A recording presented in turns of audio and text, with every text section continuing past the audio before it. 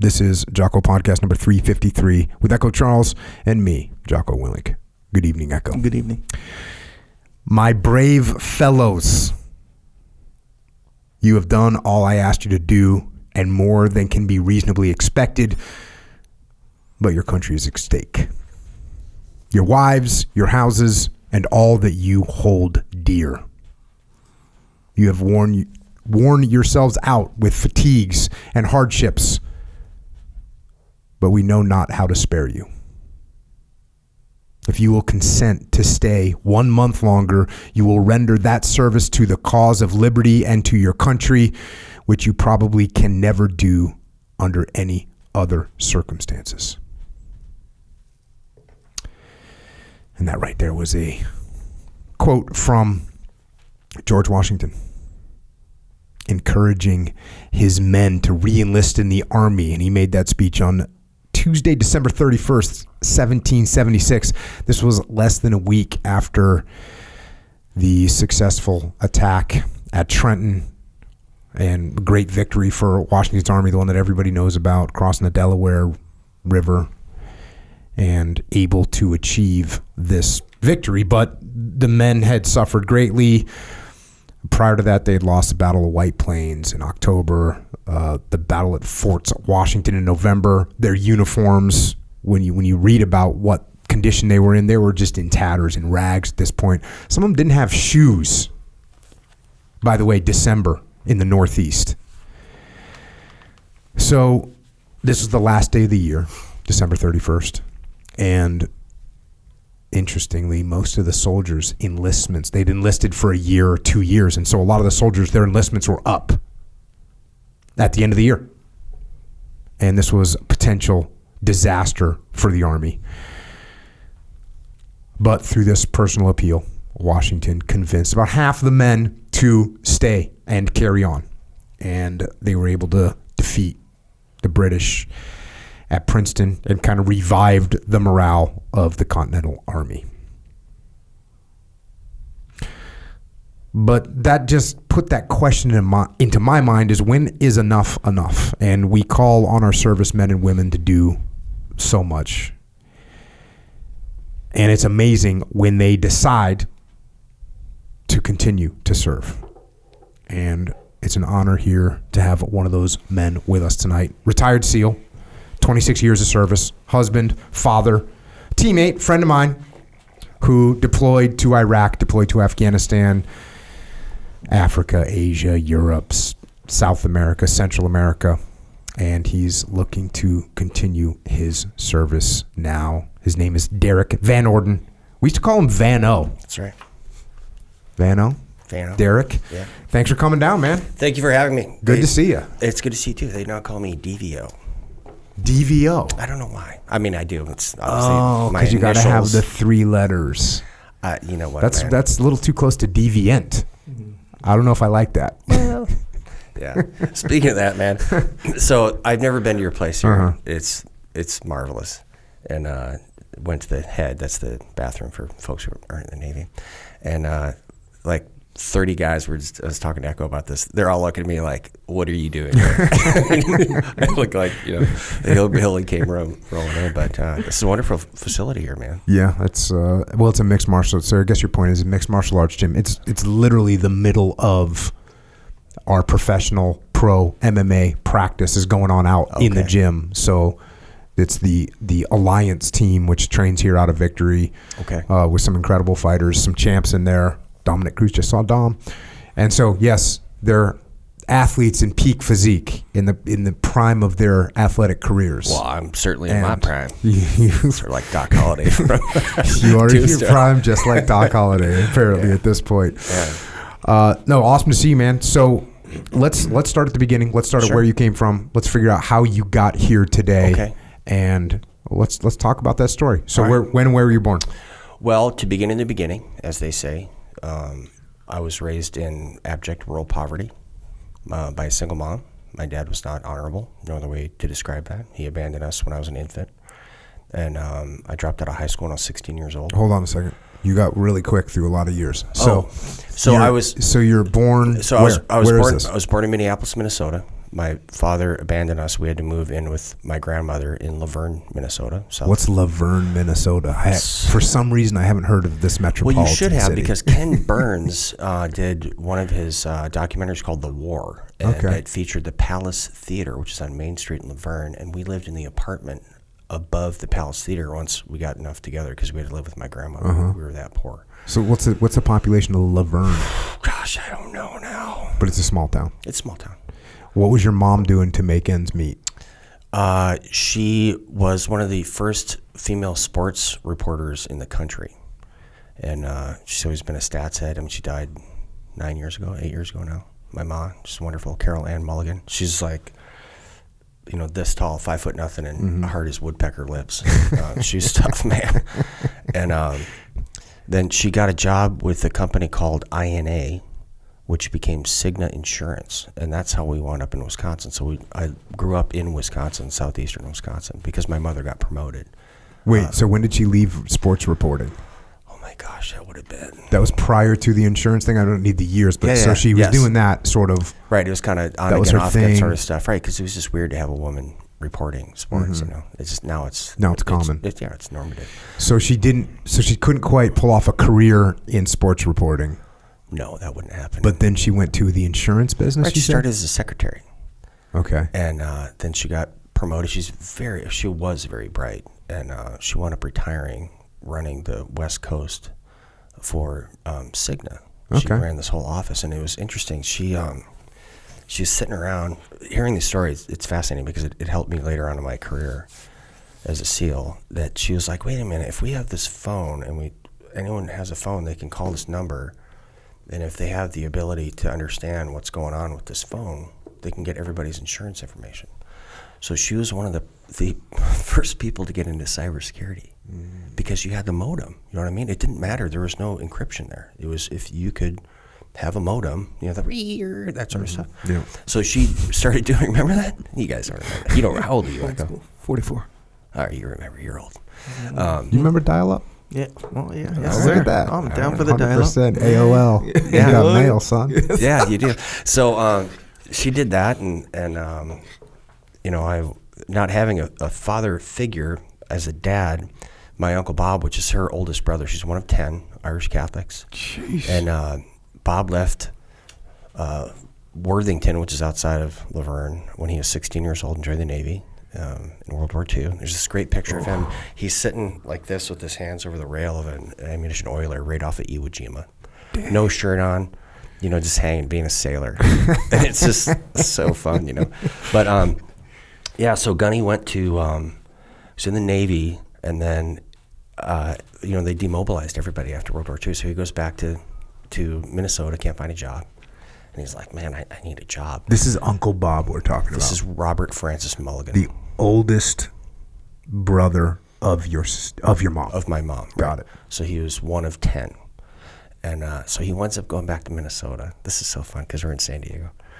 And he goes to the Marine Corps, and he's like, can I join the Marines? He goes, yeah, there's some staff sergeants there. He goes, okay, here's your bus ticket to San Diego. And just... You'll go to the bus station, take your cab to MCRD, which is right down the road from here, and then you're there. And Bob's looking at his feet. It's museum feet. You don't want to be in a museum anymore. You kind of shuffle your feet. And the staff sergeant looks at him. He goes, "You don't have enough money for a cab, do you?" And he's like, "Nope." So he gives him money for a cab. So Bob takes the bus, cab, MCRD, Marine Corps. Fast forward 20 years or whatever it is. He sees this warrant officer, and in the Marine Corps they call them gunners. And he's like, "Hey man, I think I know you." And he goes, "Were you a recruiter in Minnesota?" He goes, "Yeah." And I go, "I'm the guy that you gave the money for the cab." And the gunner looks at him and goes, "Do you know how many people I had to give money for a cab?" So we think that things are difficult now, and we're getting, trust me, man, the economy's going right in the tank. It's bad. But the level of affluence that we have in the United States of America now is unprecedented in the history of the world, and that goes across all spectrums. That was like, you didn't have anything. Mm-hmm. So Bob does 20 years. He goes to Korea, grievously injured by a Chinese communist soldier throwing a Check-On grenade into his foxhole. And then he winds up going to Laos in 1962 retired, becomes a police officer in a small village in Wisconsin called Shaniqua, and retired as the chief of police, the fire chief, and the village administrator. And he ends up being your father figure. Correct. What'd you have for brothers and sisters? I have one brother. Older or younger? Older. Okay. Yeah. Now, you're now going to school? You living above this theater in Laverne? Right, till I was in second grade. Okay. And then we moved. Mom got promoted, and we moved to Heartland, Wisconsin. Heartland? Heartland. Just straight up Heartland, Wisconsin. Yeah, man. So we grew up there. We're still very poor, and the apartments we live in now, I think, are Section 8 housing. That we lived in then are now, I believe, Section 8 housing. And now this is where you go to middle school. Is this where you Correct. Go to high school and stuff? No. So Mom got promoted again, and then we moved to Oregon. Oh, okay. Right, and that's where I was in high school for a year and 2 weeks of my sophomore year. Were you playing sports growing up? I wrestled. Oh, okay. For my freshman year, but I never was into those types of things. I never was. My brother's super big in professional sports. Clearly, my mother was because she was a sports reporter, but just never did much for me. I don't know why. What were you focused on? Were you focused on academics? No, you know what? I wasn't. I mean, I've always been a huge reader. Like from when I was a little kid, I was always reading, and I was kind of more.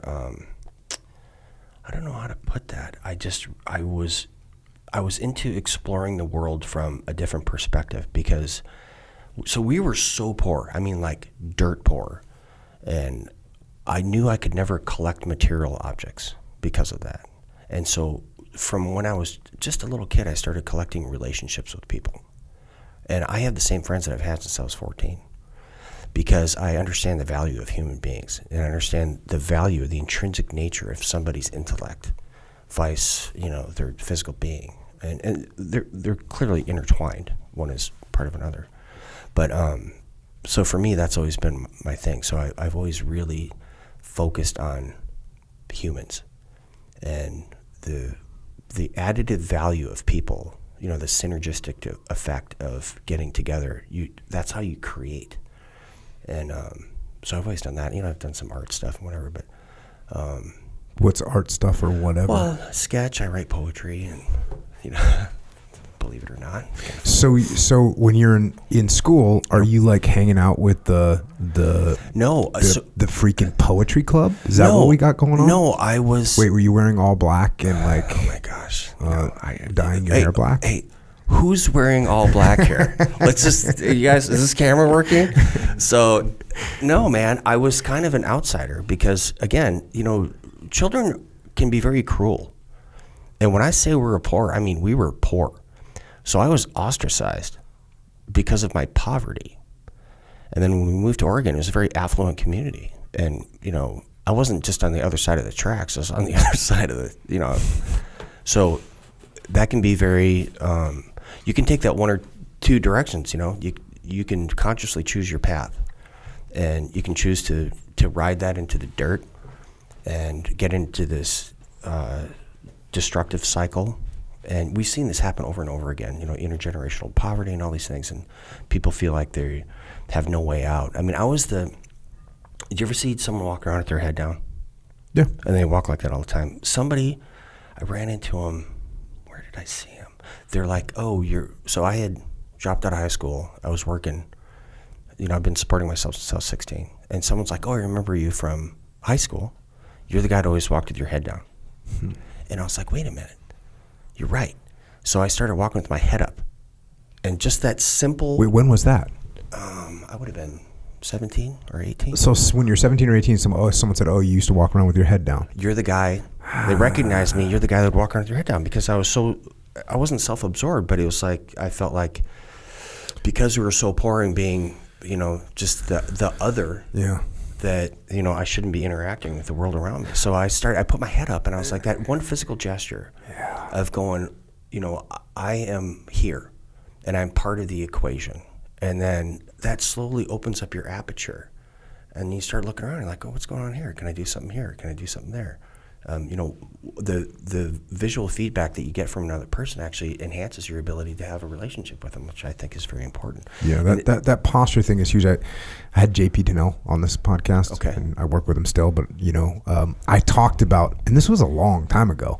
I talked about the fact I was watching him like I'm sitting in a doorwell or something on a street in Ramadi, and I'm watching JP like maneuver, and he's like walking with his chest out and his head up, like I'm here, man. Just like I'm here, I'm gonna get it. And a lot of people, your instinct is to, especially in combat, is to get small. Right. And he's like, no, chest up, head out, and that became a thing. This whole posture thing. I mean, Jordan Peterson talked about, stand up straight with your shoulders back. I was like, oh yeah, that was JP Donnell, and it sounds like you made that transition at 17 years old when someone said, dude, you're walking around with your head down. Yeah, that makes a difference.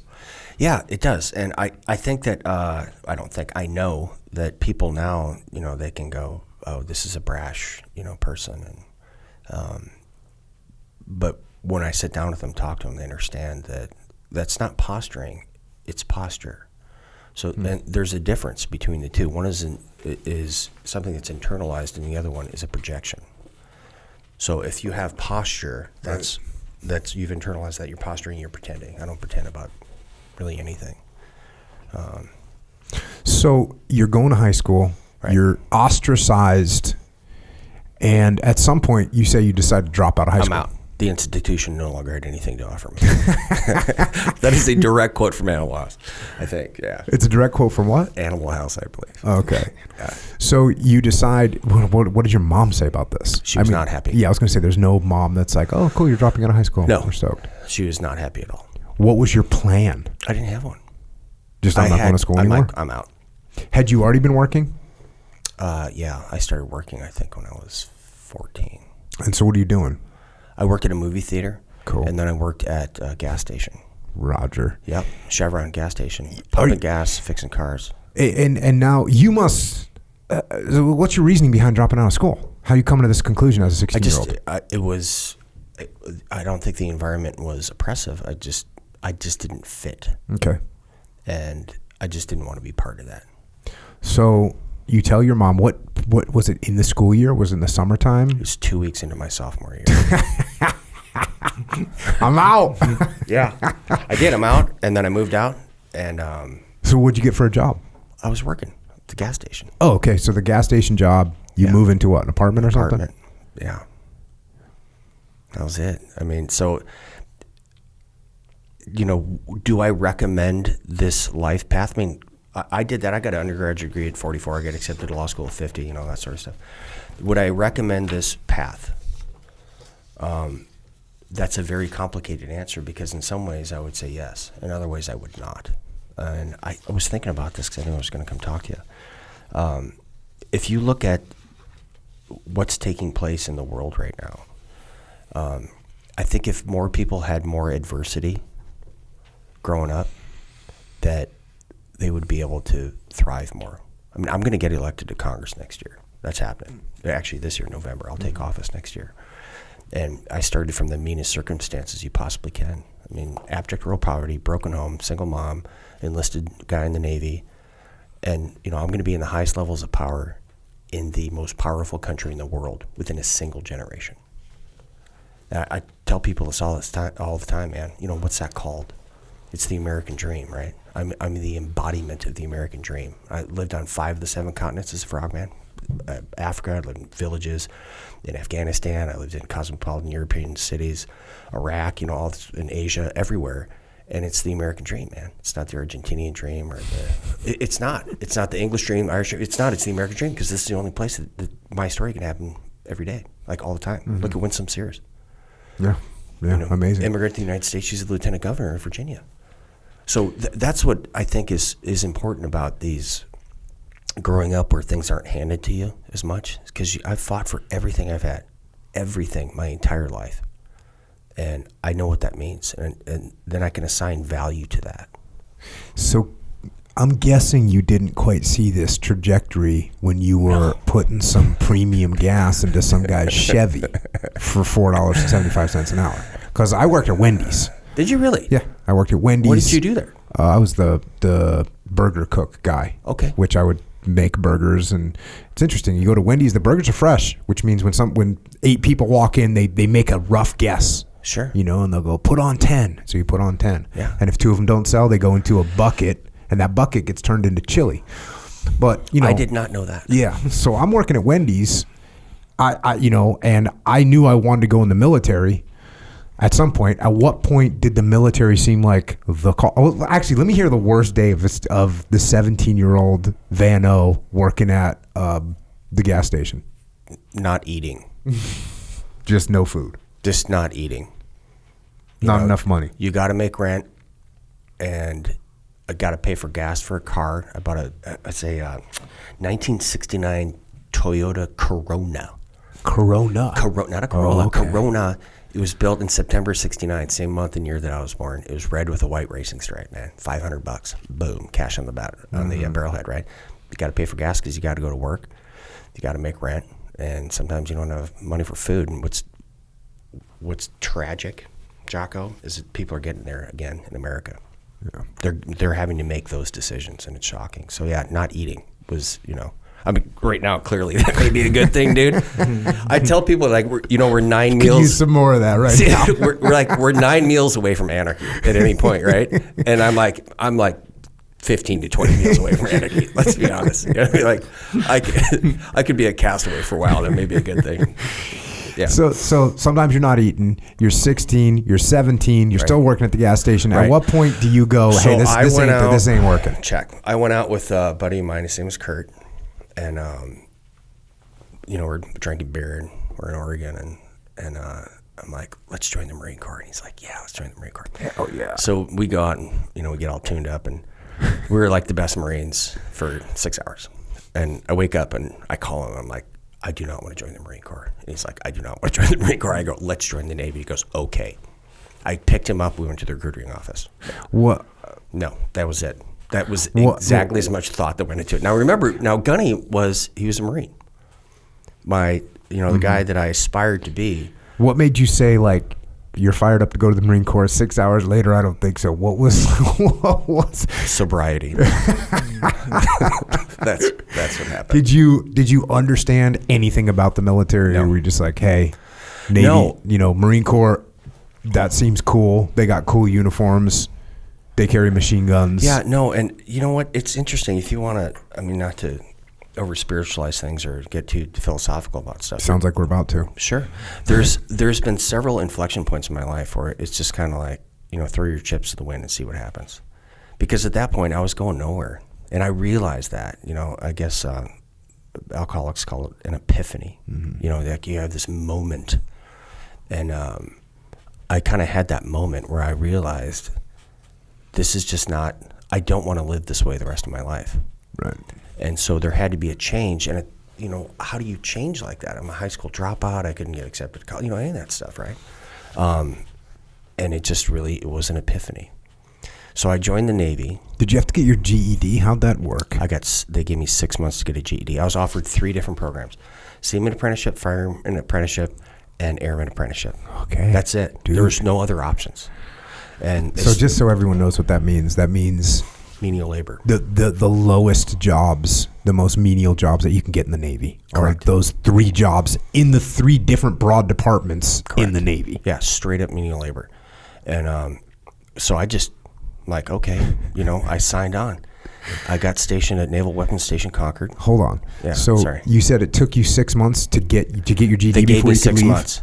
They're like, so I went into DEP, the delayed entry program. Yep. They said, once you're active duty, you have 6 months to get a GED. Oh, okay. So I went to my first duty station, Naval Weapons Station What Concord. year was this? 1988. 1988. Man, they were hurting for some people then. Listen, dude.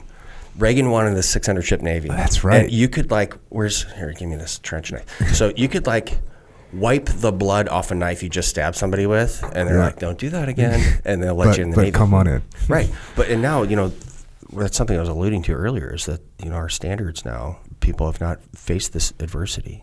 And so we set all these prerequisites for guys to go to different programs, especially specialized programs that, they're kind of unrealistic. But yeah, so I would drive up over the Benicia Bridge. I can't remember the name of that, Mare Island. And I would take classes, and I took my GED. got that within the 6 months. And So you're 18 when you actually get in the Navy? I was 18. I turned 19 in boot camp. Okay. You turned 19 in boot camp. How was boot camp? It was just boot camp. Was it a shock to your system? Were you like... No, I was not one of those guys. Were you totally happy to be there? It's 3 hots and a cot, man. Yeah. You like food. Yeah. Apparently. Everyone understands what you're saying. It was just what you're doing. And that's kind of how I live my life. I approach it like, this is what we're doing. Mm-hmm. And so let's just do it. Let's crack on and let's do it the best that we can. And that really paid off in BUD/S. And I'll tell you a story, though. So in order to get to BUD/S, right, I joined the Navy. I'm working on it. Do you know about the SEALs at this point? No, I had no idea. It wasn't like, hey, Derrick, check this out. By the way, you can never do this. You're going to work in a tugboat because you're a scrub. That's essentially what it said. So I cleaned toilets and painted. So you get done with boot camp. Where do you get stationed? Naval Weapons Station Concord, California. It's closed now. Okay. It was an ammunition station. You show up there, you're an E1. Yeah. Maybe an E2? No, I made E2. Did I make E2? I can't remember. E1, okay. It doesn't matter. But you're a very low-ranking individual. I am, right.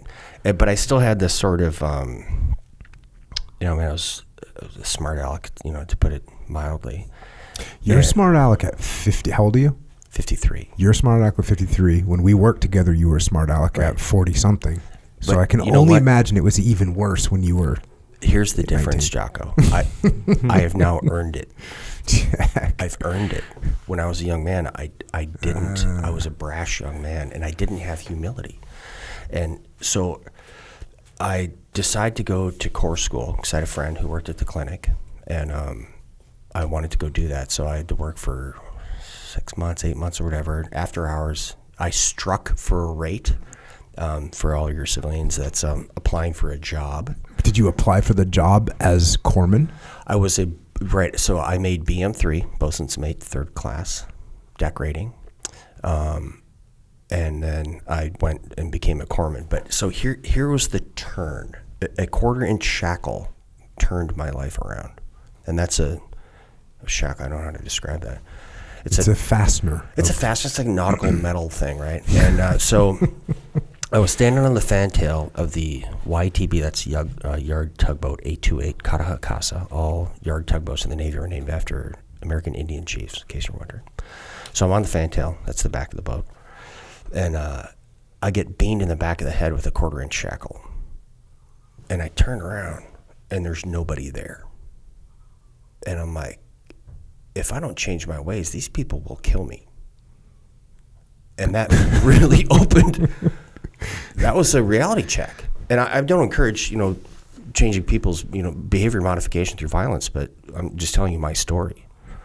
And I was like, wow, I need to, change my ways now. And I did. And then I got to Corps school. So you have to apply to go to Corps school? Oh, yeah. So I worked at the clinic on base after hours, and it was like 6 or 8 months. Got it. And I had to take a series of tests. I did all these the general military trainings. I did a whole bunch of correspondence courses, like the NATO handbook on surgery and all these things. I did, which is a course for physicians. I ordered it. Used to be able to order all these books for the Navy, and I just have a knack for it. I know I seem like a goofball, but I'm actually a knack for nerding out and studying on something. Yeah, and passing tests. Because I had been reading since a kid. Mm-hmm. You know what I mean? It wasn't strange to me to garner knowledge from the written word. Mm-hmm.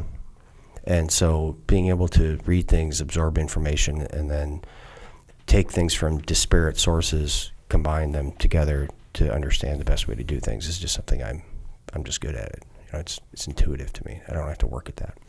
So you apply to go to Corps school. Right. And then I got accepted, and I put everything I owned in the entire world on the back of my motorcycle and drove like everything. Drove from Concord, California to San Diego and checked into Corps school here. How long is Corps school? 11 weeks, I think. I mean, that was a while ago, dude. And they don't even have Corps school here anymore. And you still haven't heard about the SEAL teams yet. No. So that revelation must be coming. Okay. So there was 3 guys that joined the Navy to be SEALs. One's name is Rodney. Unfortunately, he was killed working for the CIA after he got out of the teams. He graduated. Another one's name is Andy. He did, I don't know, X amount of years, got out. And the other one's name is Jeff. And Jeff didn't make it to Buds. Anyway, they're like, hey, I'm going to be a SEAL. This is at Corps School? This is at Corps School. Okay. And they're all like, and I'm me. And I'm like, what's this SEAL stuff? They're like, well, you have guns and planes and boats and, fast cars. I'm like, well, I'll go do that. And they're like, you can't just say, I'll go do that. And I go, well, why not? Why can't you just say, I'll go do that? So I was kind of mocked a bit. And then you had, at that point, 3 chances to take this screening test. Mm-hmm. Did you do the same thing? What class were you? 177. Okay, so I was 184. Mm-hmm. And so remember, you had 3 chances. Oh, no, you're an E, weren't you? Yeah. But I just did it in boot camp. Oh, because they let you do that. Yeah. Yeah. I did it in boot camp, passed. Yeah. So I failed this twice. Mm-hmm. And back then, like, you failed this 3 times, you're out. We don't want to see you again. You're dead to the world, right? Get out of here. This is while you were a corpsman? This is while I was in Corps School. I was to get a billet to Buds. To get a billet to Buds. Got it. And you fail once. What'd you fail? Swim. Okay. I didn't know how to do the side stroke. Yeah. I've been swimming since I was, a kid. Mm-hmm. I just don't know how to do a formal stroke, right? So I failed this thing twice. And they started renovating the barracks, which is not the oldest, but the second oldest building in San Diego at the Naval Hospital. That was our barracks. So they moved us to 32nd Street, the Navy base down there. And by now, this is a personal thing at this point because of the push-ups, sit-ups, run. I don't know if you did dips. Anyway, crush pull-ups. Pull-ups, yeah. Right, crush all of them. Can't do the swim. So I go to the pool. There's a 9-year-old kid in the pool, and he's doing the side stroke. And I'm like, hey, dude, can you show me how to do that? Because there was no mentoring then. Remember that? It was go do this. Yeah. No mentoring. I go, hey, man, can you show me how to do that? A 9-year-old kid. And he's like, yeah. Just grab an apple, pull the apple down, get it with your other hand, throw the apple away, grab another apple. Just keep doing that. Look at that. This kid was good. Right. That's a side stroke. So, I did it, passed the test. That 1/4-inch shackle gave me the humility, which was the thing that I was missing as a young man, to be able to ask a 9-year-old kid how to do the side stroke. And so then somebody hucked that thing at you, this shackle? Yeah. And they just didn't give a shit. No. Listen, man. Beamed you in the right head. in the back of the head. And then, so, those tugboats are actually beautiful boats. This big, wide fantail in the back, and then there's the 01 level, which is where the coxswain's flat is, the wheelhouse. Clearly they were up there. And so I've had the ability, Jocko, and I think you have also, and Echo, unfortunately, I don't know you well enough. Hopefully I will in the future. I don't, whatever you're going to say, I doubt he has it. So there's people in the world that have the ability to understand when they're taking part in history or where things are significant to the point where that you should modify your behavior. Well, that's what I think. One of the key points about this is a lot of times when you get hit in the head with a shackle, you look at everyone else and say, I can't believe they're doing this to me. I can't believe that you get mad. You get mad at the Navy. You get mad at the people on your tugboat. You get mad at everybody else. Right. When what you actually need to do is say, well, there's only one person I can control, and that's me. I'm the one that got myself on the back of this tugboat. I'm the one that got myself around these bunch of people. I need to do something to get out of here. I need to take ownership of my life and move forward. Right. And that's a huge difference. And it's a huge difference in mentality that can be the difference between staying where you're at. I mean, you obviously did the same thing at the gas station. At some point, you're like, being hungry sucks. Right. And I could be mad at my paycheck at the gas station. I could be mad at my car for using gas.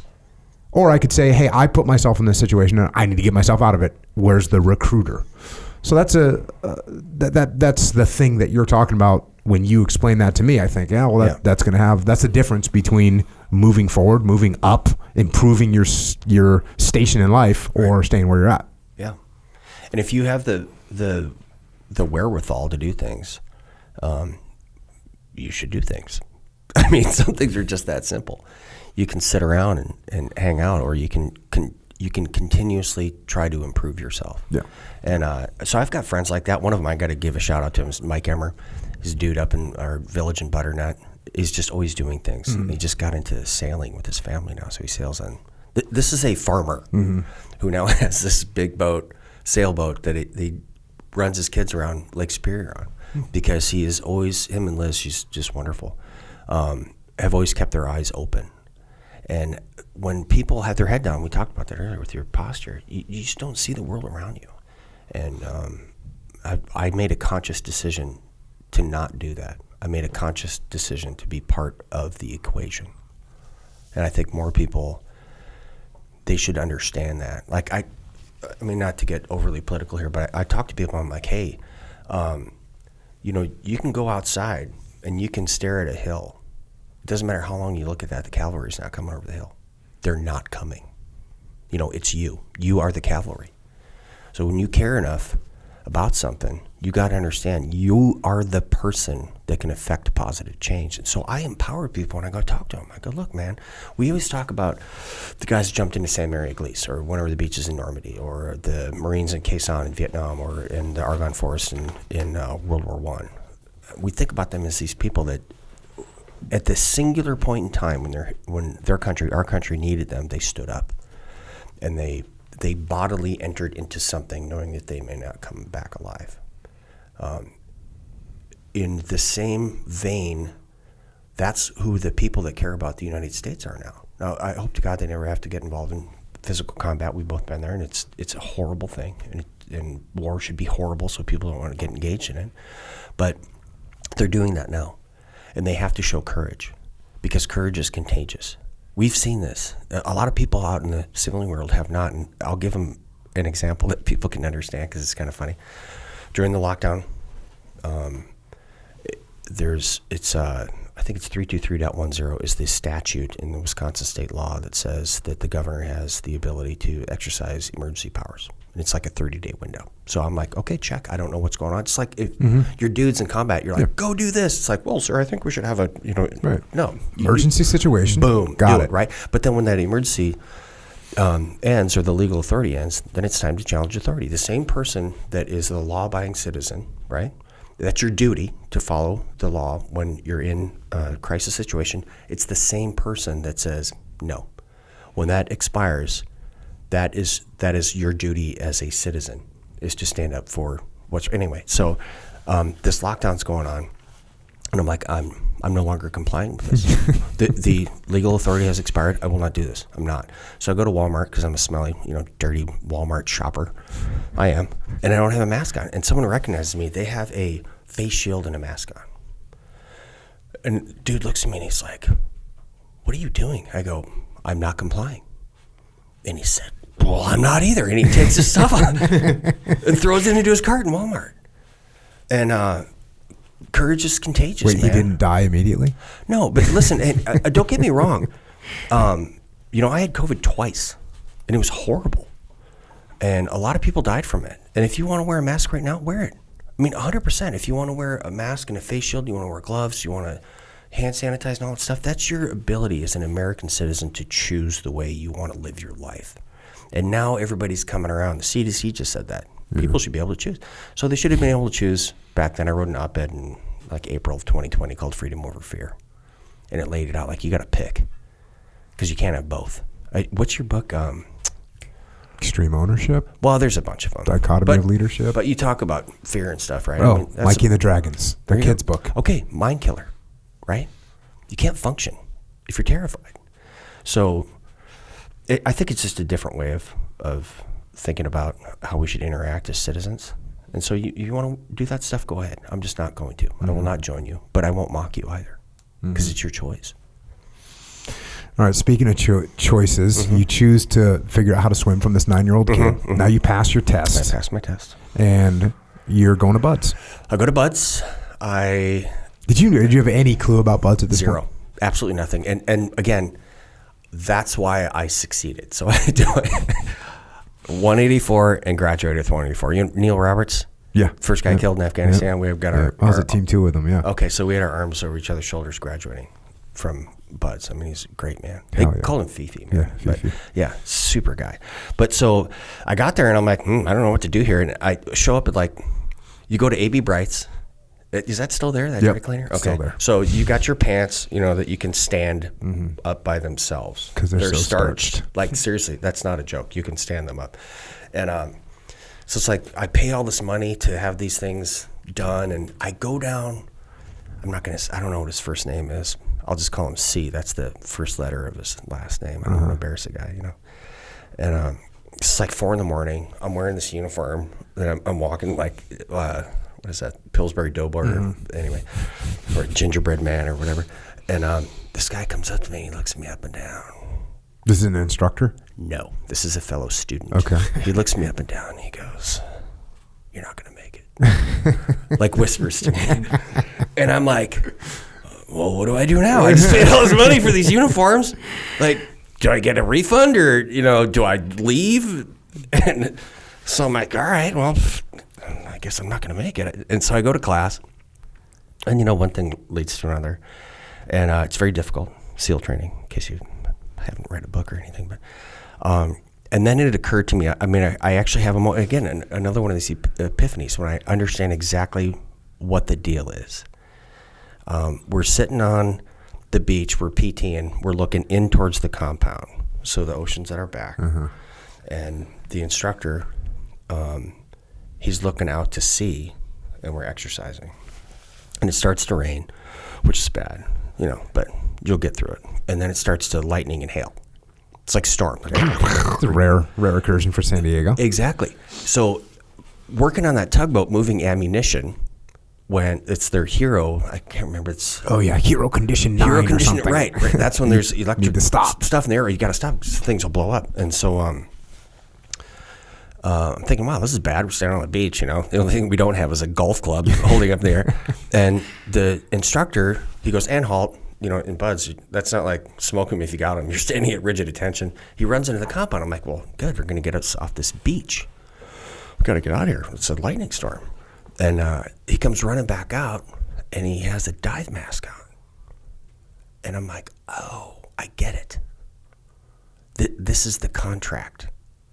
So my part of the contract was, I'm going to show up here every single day and do everything I possibly can to meet your standard, my instructors, not my standard, your standard. And his part of the contract was, he's going to show up every single day and make sure that I adhere to his standard. And it was like a light bulb appeared above my head. So it's just raining so hard that he needed a dive mask. Because he couldn't see if we were performing the functions to his standard. Check. So that was it. I'm like, I get buds at this point. Well, how deep were you into buds? A couple weeks? That was PTRR. Oh, so it was you fourth phase. Didn't even class up yet. So when I started, there was guys who would like sandbag. So they're like, you have to do the O course, and I'm just making up these numbers now, in 10 minutes, and then it had to be 9:30, and you had this progression, right? So they would do it just passing on purpose because I knew they were better athletes than me. And I took the opposite approach. I was like, I'm going to get up every single day and try as hard as I can for everything I do. Like every single thing I do, and then I'm going to get better. I'm not going to stay the same, or decrease. I will get better, and I know I can do this because there's somebody wearing a trident making me do it, so it's possible. And so I did that. That's how I got through buds. And I swear, man, third phase out at the island, we're flying back, and I was certain that plane was going to crash because there was no way I could be graduating from buds. You know what I mean? What was what do you remember about like Hell Week? Was Hell Week a challenge for you? It was, but I was a boat crew leader because I was an E4. Oh, you were an E4. I was an E4, wheeling some heat, dude. Yeah. And I've found, I have found personally that when you are in a leadership position and you have people that you need to be concerned about, and you're putting their care above your own, which I've done my whole life. So that was just, something that you do, that it actually makes the time go by better because you're not worried about yourself. You're not focusing internally, this is hard, I'm freezing, and, I'm chafed and whatever. You're looking out for your men, and you're like, oh, you get this. Yeah. But you're like, this person is having a bad time, and what can I do from my position to make this better for them so that we can accomplish the mission? And, if someone couldn't make it in buds, people are like, oh, you should help them and carry them along. I took, again, the opposite approach.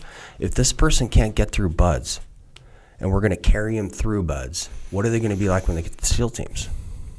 So you can take that to an extreme. If somebody was having a bad day, you help them out. But if someone was consistently performing below par, I don't want them around. No. So for me, Hell Week was, very challenging.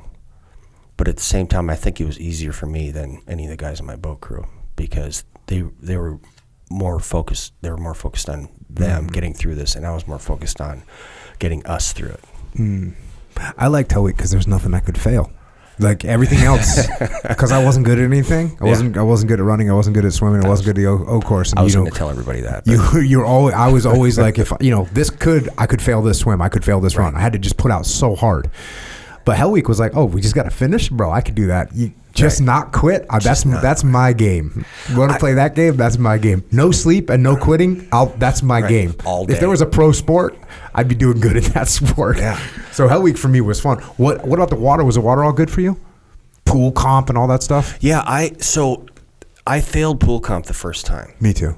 Do you know why I failed pool comp the first time? Because I forgot the end of the brief. What was the end of the brief? Kiss the regulator and ascend. Yeah. What'd you do? Just I just sat there. So I did the whole everything. Yeah. And I just forgot the end of the brief. Yeah. Kiss the regulator and ascend. And McCarthy was my instructor. Was he around? Oh, yeah. For sure. And he pulls me out of the pool, And he's like, "What is wrong with you?" And I go, "What do you mean, Senator Chief McCarthy?" He goes, "Dude, if you had just kissed the regulator and ascended, you'd be fine." And I was like, "Oh, check, Raj. That's the end of the brief." So no, the water work was fine. I did struggle swims, but like passing swims. You were a slow swimmer. Dude, a 9-year-old taught me how to do the side stroke like 2 weeks before I went to Buds. So in fact, yes, I was a slow swimmer. It was actually about 3 months before I went to Buds because in that interim period from course school to going to Buds, I worked at the Naval Hospital and I collected dirty linen. It's awesome, but I also. So the linen collection shop at Balboa Naval Hospital, I don't know if it's still there, was down in the basement right next to the morgue. And I was like, I'm going to go to Bud's training, and I should understand more about human physiology because I'm going there. And so I would go it was like Wednesday mornings, a guy named Braswell. He was the autopsy instructor. So I would go do these autopsies. I would stand there. I finally worked my way up to weighing organs. But just to really truly understand physiology, because you read that in a book and you can do a cadaver lab and that sort of stuff. But when you have someone that is newly deceased, you have a much better understanding of how things truly work in your body. It was a fascinating experience, actually. That was an interesting little off ramp we just took into the morgue. Well, I mean, so I was a corpsman, right? And then I went to the 300 F1 program down in San Antonio, Texas, after I graduated from Buds. And then I went finally after 2 platoons at Team 4 in South and Central America and then Bosnia-Herzegovina. I finished the 18 Delta course, of which I was the distinguished honor graduate of my class. There you go. Boom. You know why? Because I didn't want to go. Because I was frogman. I don't want to take 6 months off to go work with the Army, going to school anywhere. I want to stay in a platoon, right? That was my thing. If you're a SEAL, you should be in a platoon. Yes. And if you're in a platoon, you should be at war. That's it. And God bless them, the guys that do 27 years at trade at MAROPS instructors, thanks. That's so no one else has to do that, but you get the deal. The SEAL's natural environment is combat. Cut, dry, period, over. But yeah, so I didn't want to go, and I'm like, Army, Special Forces guys. I have so many SF friends, they're good dudes. I'm like, how do I beat them?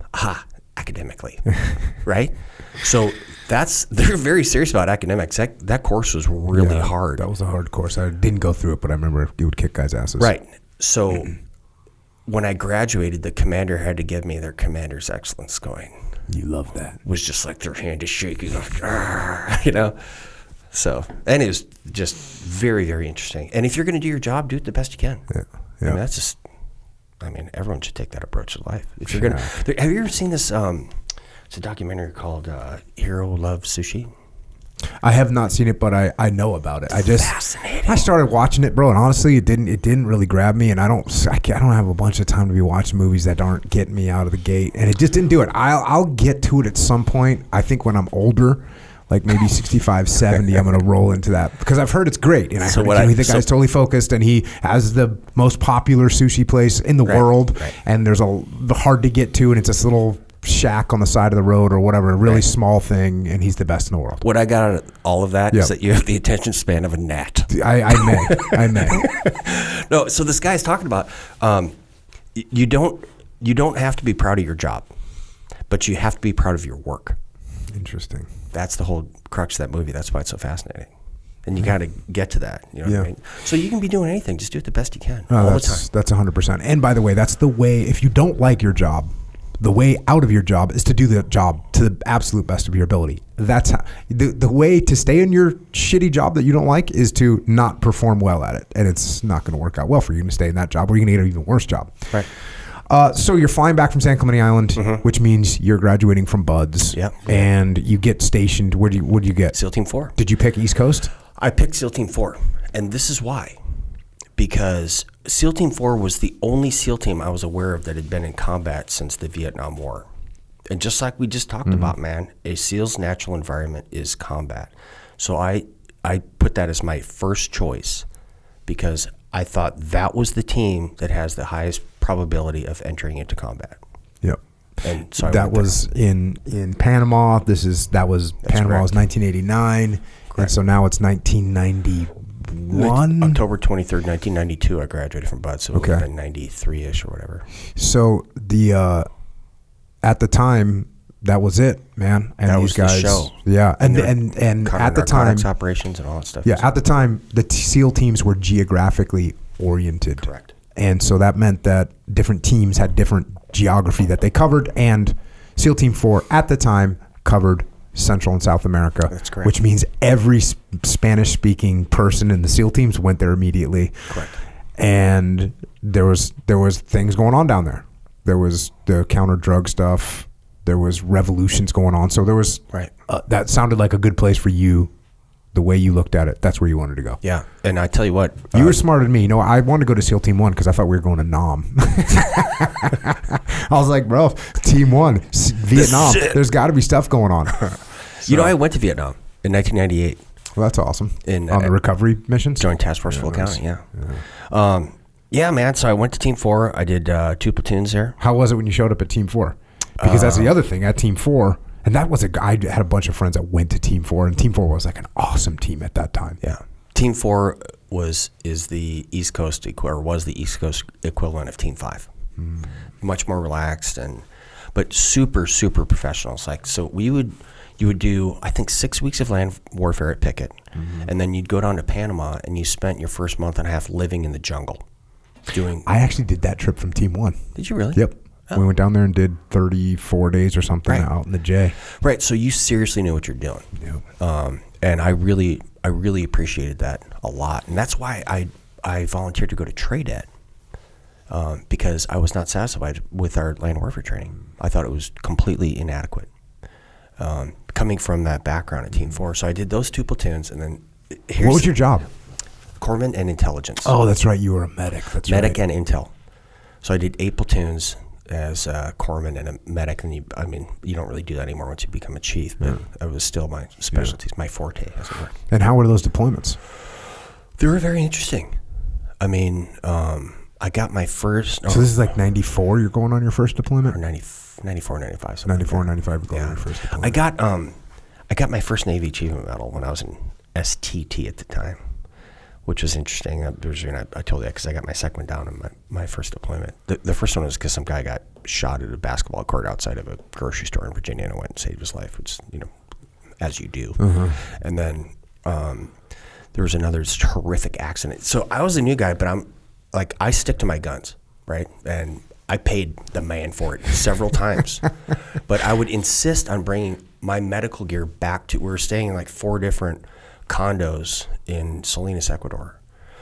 And I would insist of packing up all of my medical gear and taking them back to my room every night after training. And like, new guy, we want to, and I'm like, I don't care, tune me up if you want, but I'm going to have my stuff. Like 2 o'clock in the morning, big thing. This car was driving, and they lost control and hit a cement telephone pole. It split the car in half and shot bodies all over the street. So I was like, holy beanbags.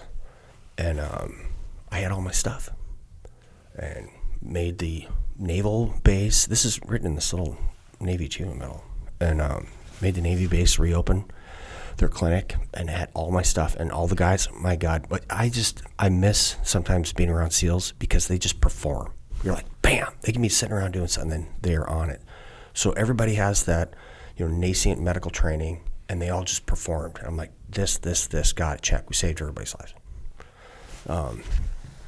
So that was part of the reason that this, deployment was so terribly interesting. And then 96 rolls around, and the war was going on in Bosnia and Herzegovina. So is this now your second platoon? This would be this wasn't even a platoon. I had done 2 platoons, and this was like kind of an augment thing. It was really weird. So they're trying to figure out a way to implement the Dayton Accords that were signed in 1995 after Storm 95, which was a Croatian offensive that kicked the Serbs back. So they signed this Dayton Accords, and they're trying to figure out how to implement them. Prior to that, there was a program called the Joint Commission Observers, and those were Tier 1 guys that were going in and doing JTAC stuff and whatever. And so this transitions to how are we going to maintain this presence on the ground? So they transitioned from the Tier 1 guys to Theater Soft, and SF had this mission, and they wouldn't let us do it. Were you around what were you doing? So 1990, what year is this? 96. 96, I was in training cell at SEAL Team 1. Okay. So you remember the JCO stuff where guys got to go to Bosnia? All right. Yep. So they come back on the grinder at Team 4, and which it was just part of a compound, I'm on the East Coast. And they're like, okay, SF can't man this mission. We're going to let SEALs do it. So everyone was like, yeah, we're going to war. All excited, right? And they go, we're taking E7 and above. No. And I'm like, I'm an E5. Yeah. So I'm like, come on, man. So everybody goes to the language lab, signs up. This is something that I learned. And I think, I'm not sure, I hope that I'm wrong, but I see the military going back to the way it was in the 90s. Politically and all this stuff, right? I mean, I do believe we are auguring in. The Department of Defense is broken right now. So everybody goes and signs up on, like this legal pad. And then they call them in, rank, one, the next. And everyone's like, well, actually, I got to mow my lawn. Well, my daughter's in soccer. Well, and they work their way down. They get down to E5 Derrick.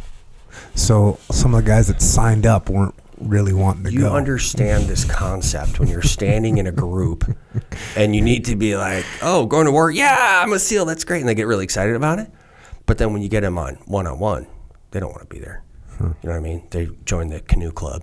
They want to work out and all that stuff. And that transcends all spectrum. That's not unique to SEALs. So they get down to me. And that's freaking crazy, dude. Right. And so I go in to see my CMC. His name was Perry.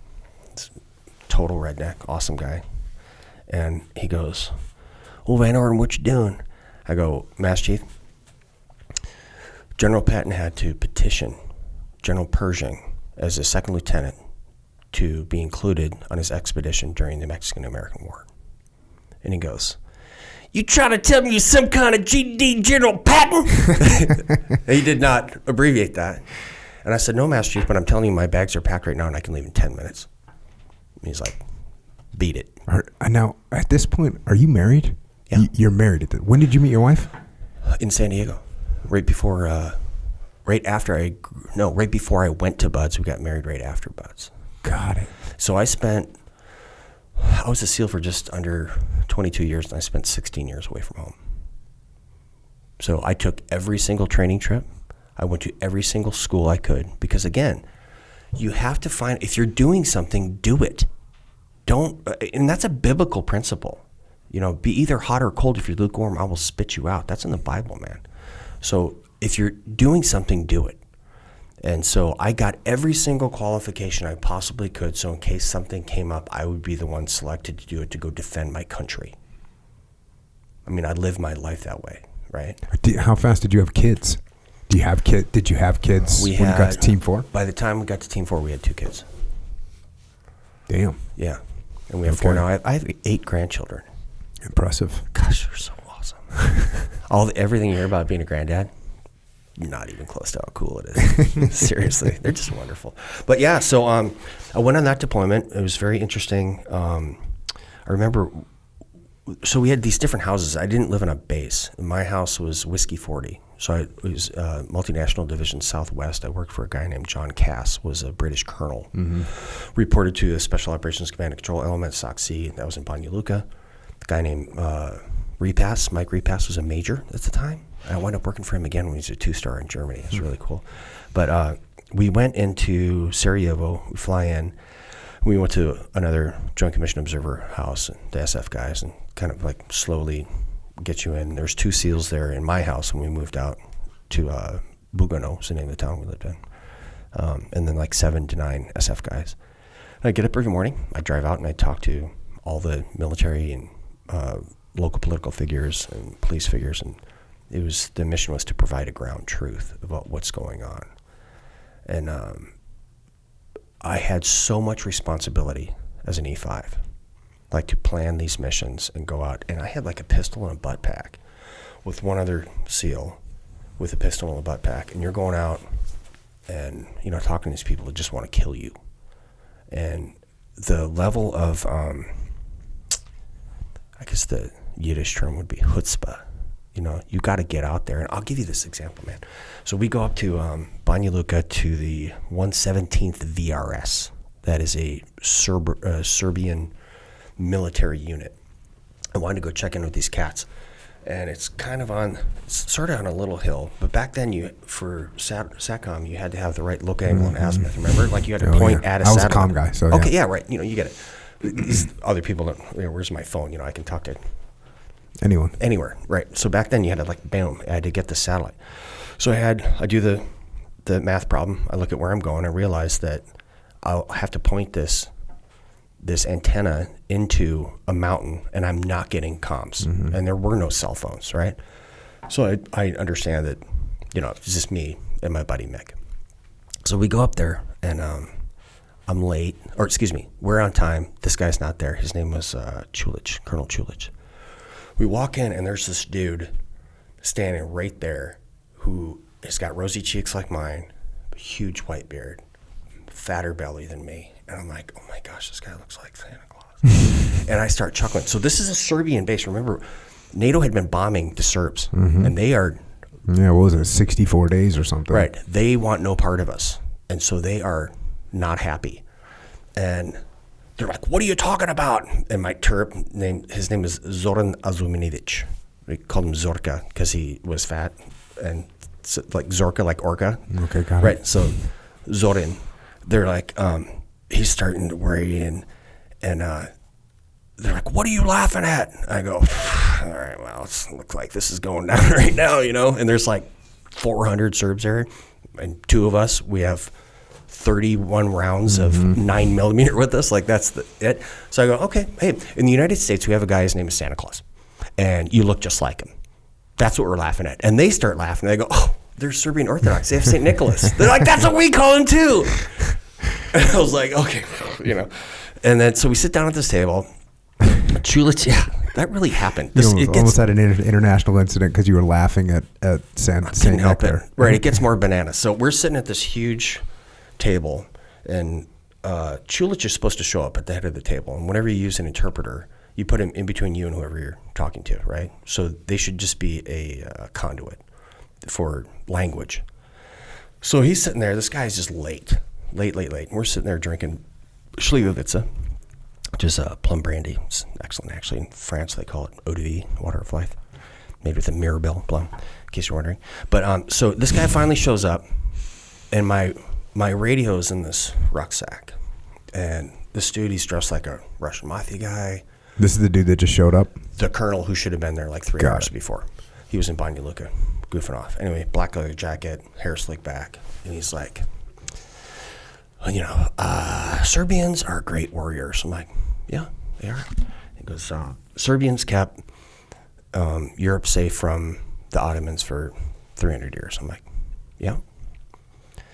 Serbians could kick NATO out of here anytime we want. I look at him, I go, you see that radio right there? You keep that up, I'm going to rain fire from the sky on you in 10 minutes. Is that clear? And Zoran... Remember, I'm an E5 dude talking to this Serbian colonel. So Zoran's there. He's just like instant sweat. Like he just ate a ghost pepper. And he's like, I go, Zorn, you tell him exactly what I said right now or you're out of here. And he's like, okay, you keep that up. He's going to rain fire from the sky on you in 10 minutes. And Chulich was like, what I meant to say was, the Serbians and NATO can have an effective working relationship to make sure that we secure peace in Bosnia. I'm like, check. So we get done with the meeting. It went really well after that. We get back in the car, and Zorn's like, Derrick, do you know where you're at? And I go, yeah, I'm in Kula Camp. And he goes, do you know what happened to Kula Camp? I'm like, no. So what I failed to notice is that, like, all these buildings were freshly painted and everything was nice. They've been destroyed. Destroyed by NATO. So when I told that guy, I'll be raining fire from the sky on you in 10 minutes, he understood what that meant. Jack. Isn't that terribly interesting? Yeah, that's crazy. That's when I was at E5, dude. Yeah. It's crazy the amount of responsibility you can get. Yeah. We had, so in the military. I was one of the guys that ran the 6 platoons. The mission was declassified in like 2009. So we protected the top 6 Iraqi officials. And during the election cycle, I had this guy named Ibrahim Al-Jafari. So I was a platoon chief at this time. So this is Team 1? No, this would be Team 5. So I was at Team 4, and then I went to 18 Delta. I went to Team 1. Okay, so one PACOM platoon there. All right, so hold on, slow down a little bit. Oh, so sorry. you're at Team 4. You get done at Team 4. Correct. And you get done with this Bosnia deployment, which is an awesome deployment for back then. It's like you were. It was the only war we had. The most stoked you could possibly be at that time. Right. And then you get forced to go to 18 Delta against your will. Right. But you go down there and kick ass. Correct. Graduate number 1 guy in the class. That is correct. Now what happens? Okay. So I was supposed to go to Damneck. You know how you have Sea Daddies and they lay out your whole plan for you. Yeah. And the corpsman detailer's first name was Tom. He's a very good guy. I don't know where he's at now. So the plan was for me to finish 18 Delta, and at that point they were only taking 8491s. That's the senior level, just for your audience. So there's 8492s, that's the basic, Special Forces medic, and then the full graduate of the Army Special Forces Medical Sergeant's Course. At that time, the Damneck was only taking these guys. So that's why I had to go to 18 Delta. Tom sets all this up. But then I'm sitting there, this is 98, 99-ish, and I had been gone for the 5 and plus years I was at Team 4. And Sarah and I had 3 kids at the time. She's a San Diego native. And I really felt horrible. You know what I mean? Because I'm a husband and a dad and all this stuff, and her family's still here. They're wonderful. So I was like, you know what? I'm going to ask to get assigned to the West Coast so that I can continue to work as a frogman, as I should, but she'll have more support network around her, sorry. So we're sitting in this meeting, Tom pulls all the corpsmen, where do you want to go, and he's asking them, bam, bam, bam, East Coast, West Coast, whatever. And he looks at me and he's like, just skipping over me. And I said, West Coast, and he was like, what? I go, yeah, West Coast, man. He's like, check. Goes around everybody. I put in 5 because that was the SEAL Team 4. Then I put in 3. Then I put in 1. Now this is the person that decides where you are going. Like, it is up to him. Where did I go? Team 1. Check. He was so mad, and at me personally. Yep. And I mean, it was a great experience there, but it was just so different. Like, I got yelled at, I would say 40 times in the first 2 months I was there because I had the wrong pair at Team 1. At Stalag Team 1. When did you get there? Gosh, he was 98, late 98. So FAC was there, and the whole regime. So I left in 98. Okay, so that's, so you had we just missed. I left in the spring of 98. So if you didn't get there until, I can't remember. Man. Yeah. It was not, I deployed in 2000. So whatever that cycle would be. Yep. So yeah, I left in the spring of 98. But yeah, at that time, just we called Team 1 Stalag Team 1 because it was like strict and it was traditional and it was uniform inspections and haircut inspections and all these kind of things were going on, and I loved it. Yeah. And well, that's why you wrote a book called like Discipline Equals Freedom.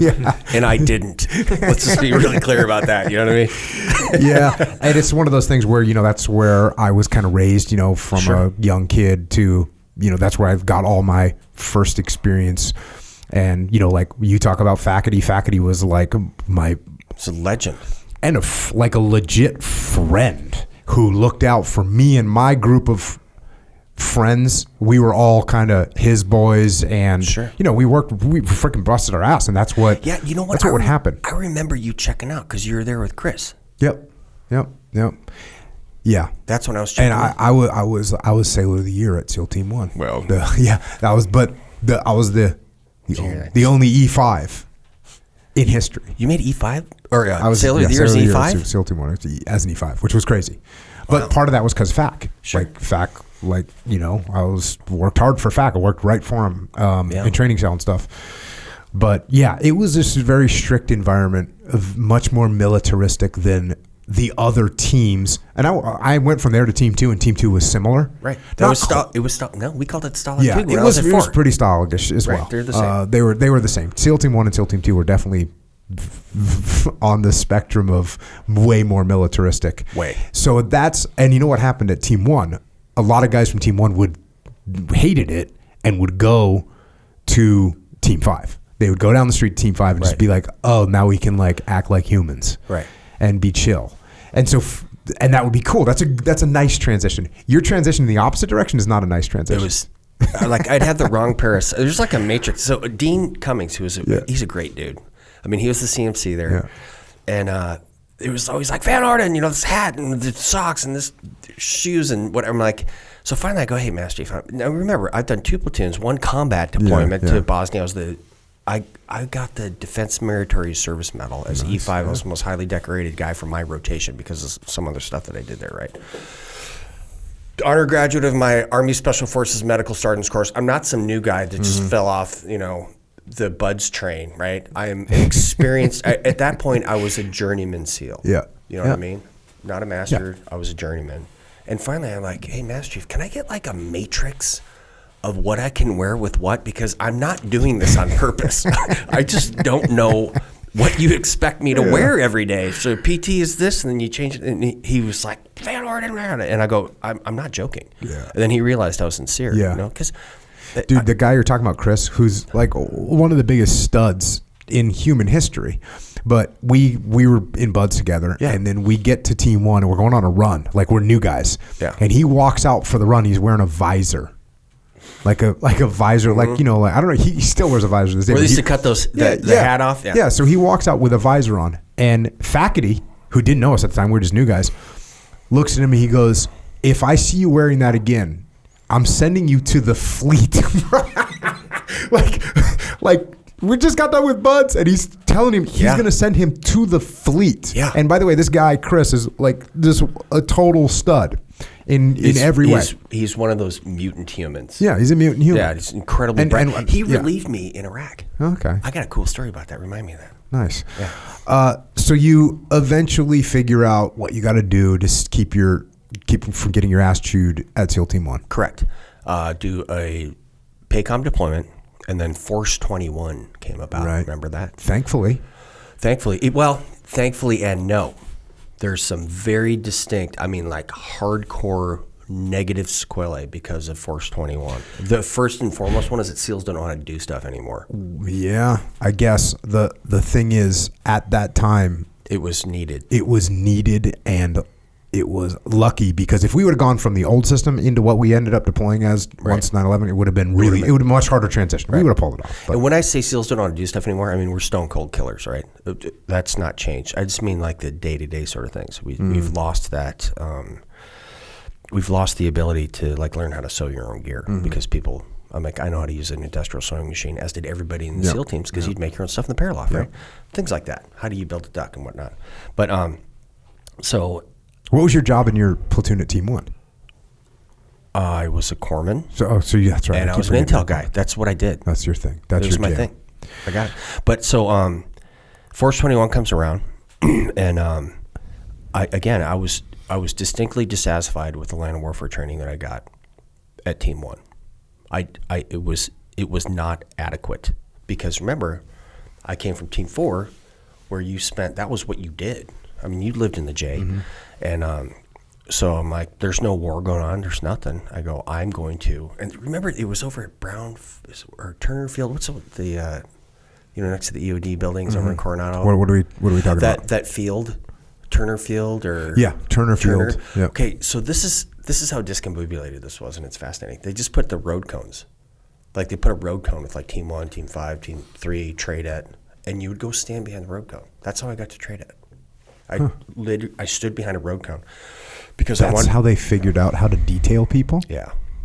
It's kind of cool, actually. It's sort of cool, but it was a mess. And so I walk over to the building, the Starship. I don't know if they're even there anymore. But the one that was shared by 1 and 3, and we started trade at. We had like the second floor or whatever it was. I walk in an empty room. It's me and Jeff Green. Then we're like, we're it. Like we're That's the beginning of trade land warfare. And so I went through everybody's safes in all of the teams, and I took all of their documentation going back to the Vietnam War, the type stuff, after action reports.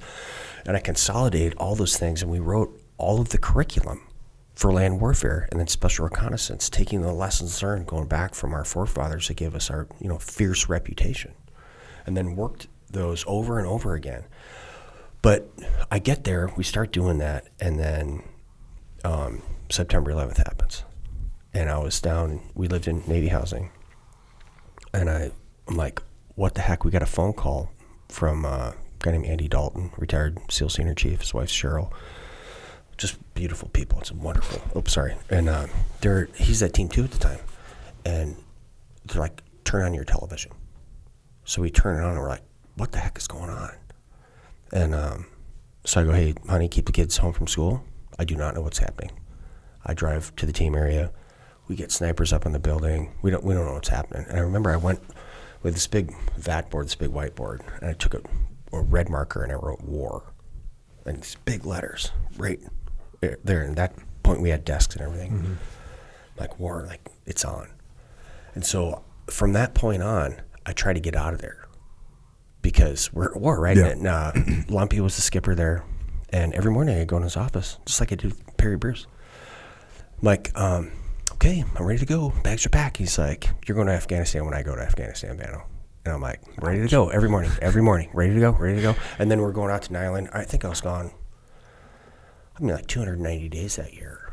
And finally he's like, okay, you can go. Leave me alone. So I weaseled my way into an L&O position for the Siege of Sodaf. And I worked that for about a month. And then I was down working for the chief of station in Kabul because I identified a problem. I looked at the entire spectrum of all of the operations that are taking place. And I'm looking, we were not employed to the capacity that we should be as SEALs. And it's because we didn't have assets and authorities and all this stuff. So I laid this plan out. I'm like, if we tied this asset to this person who has control over this, then we can execute the mission better as SEALs.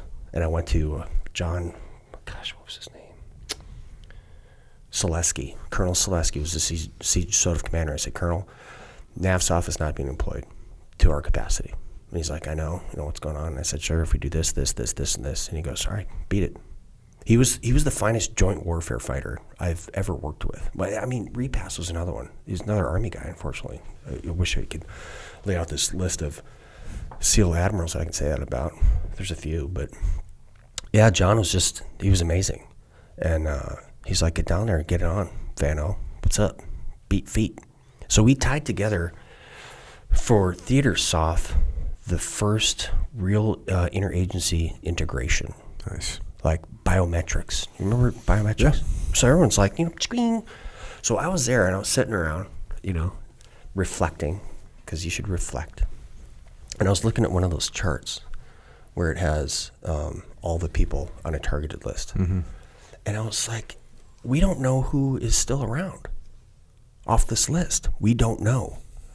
And so I went and talked to a guy named Jax. He's still a super good friend of mine. He was the senior FBI agent in the country. And his office was right around the corner from mine, down in Kabul at the annex. And I'm like, Jax, how does the FBI know who people are after they're deceased?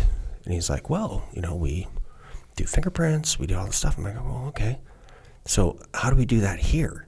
And he's like, well, I don't know. This is a huge story. So I figured out a thing for us to be able to initially fingerprint folks. So the first time, this is why I am the Forrest Gump of the SEAL teams. So the first time that Theodore Soft ever used biometrics in Afghanistan, really in the War on Terror, was because I cooked up this idea with this dude who was on the Memphis SWAT team. And so we went out, did this very complicated series of stuff, AC-130 and 47s and all night and, you know, big target deck and everything. And he had like the Johnny G-Man, you know, 1930s FBI fingerprint kit, the blue suitcase with the silver corners to fingerprint these, you know, the enemy combatants that were no longer around. That's how all that started. That was an incredibly interesting thing, man. And then I rolled back and I went to Team 5 where I was a platoon chief. What year was that? What year was that you were in Afghanistan? For 2003. I left October 13th, 2003. I remember that because it's That's when you left Afghanistan? for my first tour, yeah. Wait, you left for Afghanistan, or No, you were I coming came home? back. Got it. I came back. So it took me, I was there for 6 or 7 months. So, you know, do the math between September 11th to that point. Yeah. But that's the birthday of the Navy. No, Jocko. There you go. I was not aware of that. Sorry. What? Yeah. What can I say? Horrible sailor. I'm horrible. Sorry, remember that. But yeah, I came back and I went to Team 5 where I was a platoon chief. So you get to Team 5, now it's 2003. So at this point, we are full on, like everyone's going It's to in war. it. We're in it to win it. Iraq opened up right when I got back from Afghanistan. I can't remember when we invaded, but it was right around there. I saw it was, so the plan for that was 1003 Victor. So 1003 was the baseline operational plan, and then the letters on the end are how many different versions of it. Yeah. Right, so it got down to Victor. So 1003 Victor was the plan when I left, and all the heavy lift aircraft started leaving Afghanistan when I was there. And I'm like, there's only so much heavy lift aircraft. And I go, oh my gosh, they're going to do 1003 Victor. So me coming back, I don't know exactly the periodicity when the actual invasion kicked off, but I knew it was going to happen because of the heavy lift aircraft leaving. So, you know, I'm a platoon chief and I want to go to war with my dudes. I mean, there's one of these books written by Dick Couch that they interviewed us when I was teaching land warfare. And in that book, he's like, what do you want to do, essentially? I'm like, my goal is to become a platoon chief. Like, that's it. Mm-hmm. That, to me, that's a pinnacle of an enlisted SEAL's job, is being a platoon chief. Then I was a troop chief later, but that was, you know, the thing. And then we wind up, they get this mission set protecting these Iraqi dignitaries. And I'm like, oh, man. So, I mean, not that it's not important, but the war was not going well at the time. And again, I said this earlier, but that mission was declassified in 2009. So the top 6 Iraqi officials were protected by SEAL platoons. Then it's kind of cool. They randomly assigned NFL football teams names. That was your call sign. Guess what mine was? No idea. Packers. Oh, there you go. From Wisconsin. I'm like, this dude might live, man. Like, whoa. So, yeah, we protected a guy. He was a deputy vice president. His name was Ibrahim Al-Jafri. He was a family physician, had 6 kids, fled Saddam, lived in Iran, wound up in London. And it was amazingly interesting to do that mission. And all the bros are out down. You guys are doing your gig, you know. And I was essentially, I went to every place in that country running protection for a guy that's running a political campaign during a war where everybody wants to kill you. Yeah, no, it was a miracle. Not just a miracle. It was freaking awesome work by the guys. Yeah. To keep all those guys safe. I mean, everybody wanted all those. Well, not everybody, but a big number of people wanted to kill one or any one of those people, and that leadership was kept alive. Yeah. For how long was that mission? Because you said I wasn't doing anything. At that point, I'd come back. You know, I really, you know, my timing was really, really good because I went up, did just DAs for my first deployment, which was just awesome. As we left, that mission came up. Right. And then when I came back, it was over. So I had awesome timing as far as not having to do that mission. It lasted through, I mean, I came back after the elections. So again, the Forrest Gump thing, man. Remember everybody's fingers dipped? Yeah. All right, so there's a picture of this guy who became the first democratically elected prime minister in Iraq's history, right? There's a picture of him with his finger up in the air. I'm standing directly behind the camera that took that picture because I was responsible for his security. Back to Chris, man. So he's coming in and Bliff is there and we're rotating out, right? And two really funny things happen with him. One, it's a prestige thing. And so wait, so he's coming in with Team 7? Or who's he coming in with? Your Team 5 must have been. Yeah. I don't know who it was. I mean, he was the chief and cool. And Bliff was his OIC, you know. And so two funny things happen. There's a cultural thing in some Arabic countries, Iraq being one, where you want to be as close to the center of power as possible. I guess that's here in the United States too. But so we would run these motorcades, right? Lead, limo, follow, and then you'd have elements ahead of you and then behind you. So if anything happened, you can skedaddle and these guys get in the gunfight. So you're protecting the principal. And I talked to these guys over and over again. I'm like, look, you're very important people. I get that. You know, you're the minister of whatever the heck. But our sole function is to make sure that Echo lives. You know what I mean? We're going to help you, whatever you want, medical, but that will not be to the detriment of making sure that Echo's alive. Check. So they always try to weasel into this convoy. And these guys had one of those beautiful old Mercedes-Benz, like the powder blue. You know, I'm talking the big, just awesome. And the guy's name was Adnan Phil. He was his security chief. Phil is Arabic for pepper because he had a real hot temper, you know. And Chris is in the car with Bliff, and we're sitting there, you know, blazing through Baghdad. And look in the mirror. You know, it's interesting when you're in combat. You get to that point where you see everything. Do you know what I mean? Like things are happening over here, and you have a full holistic understanding of your environment. And that's really why I think people miss being in that, you know, in combat, because you are completely alive. Anyway, so I'm talking to them like, oh my gosh, hold on a sec. This guy is weaseled behind us in this powder blue Mercedes. It's on Phil. So I just open up my door like this up armor, and I point my M4 back at him. I mean, clearly I'm not going to shoot him, but I point my M4 at him. He's like, and he goes back to the back of the line of this, you know, huge motorcade. And Chris was like, what just happened? He actually used some expletives. And I'm like, I'm trying to tell you, these people are going to keep doing that. They're on our side. But it's very important that they understand the ground rules that are being set here. And that's going to happen over and over again, Chris. Doesn't matter how hard you try. They're going to keep doing this. And then the other thing, it's funny, we're down at, do you remember who Derrick Aziz was? I remember that name. Saddam Hussein's foreign minister, the guy with the big sunglasses. Okay, so his house was taken over by a guy named Abdulaziz Hakim, who was part of the Dawa party, and it was right by you exited the green zone, went over the 14th July bridge, and it's like right there. Right? So that's where all these meetings are taking place. So we had to go down there. They only take the AIC, which is the agent in charge. That was the, you know, renamed OIC. They take him inside. They didn't want anybody else there. So we've got all these cars around. And I have my car, and my body armor's in there, my helmet's in there, my rifle's in there, and I have a pistol. And we'd set up everywhere, and you'd be there for hours and hours and hours. So I'd go around checking everybody, everybody's, you know, good to go. I'm in Chris and Bliff's car. And I'm like, okay, so if we have an indirect attack, mortar, artillery, whatever, you just got to wait a minute and see if it develops into a complex attack. Meaning, so they mortar stuff, and then they can use that to make everybody go to ground, and then they can start infiltrating, you know, with ground troops.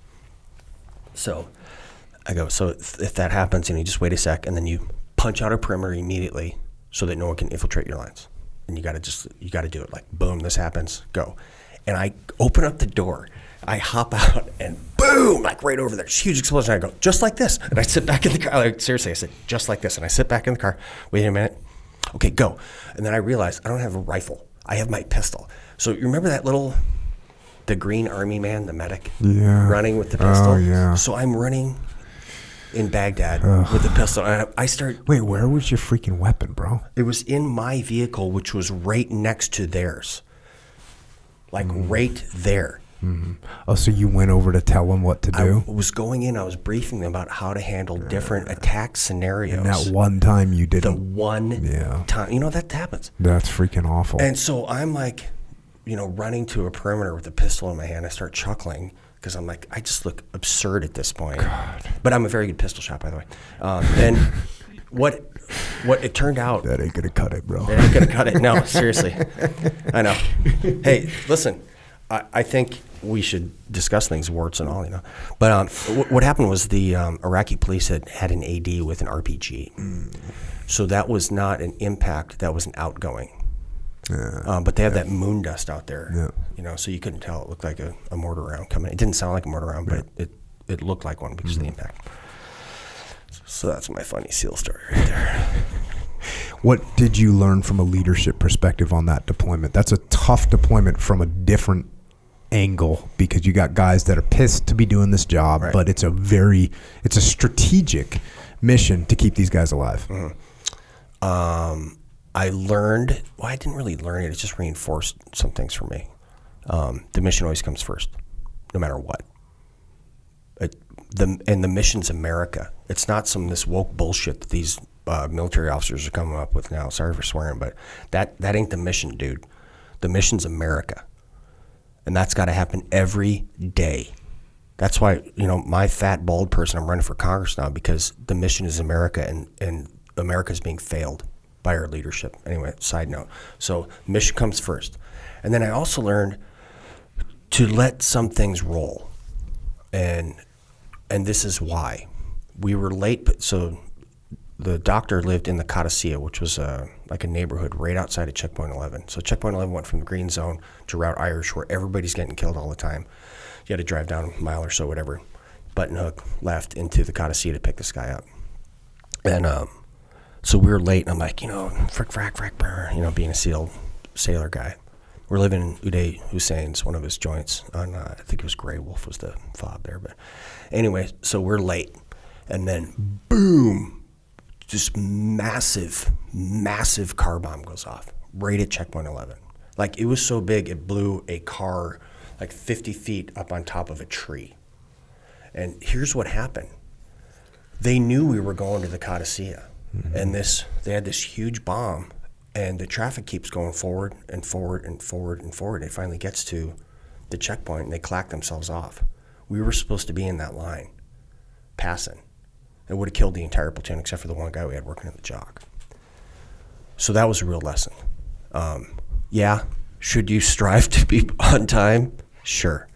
But you need to make sure that if things are going a little hinky, try to figure out why. Yeah.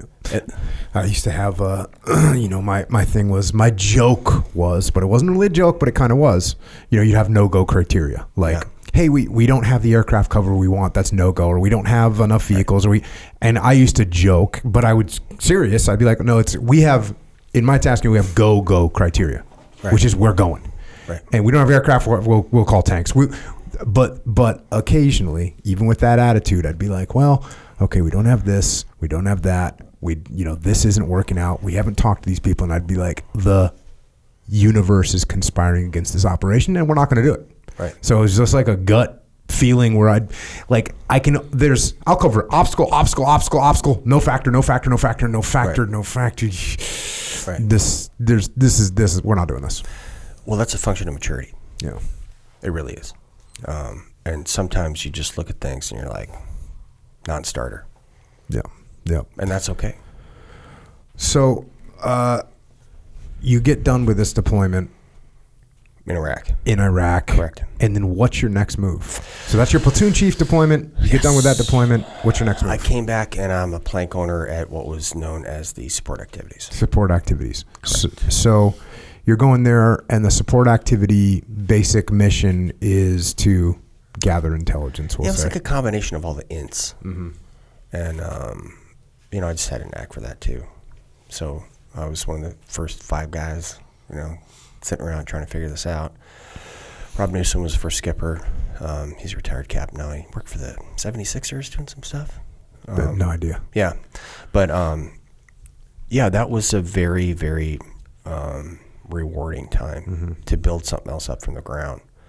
because I only built or helped build. This is not clearly this is all a team effort, but helped build the Special Reconnaissance and Land Warfare part of TRADET, and then doing that, it's like the whole team, which was fascinating. And then I did some deployments from that are not really a topic for discussion. Right. And how long did you spend there?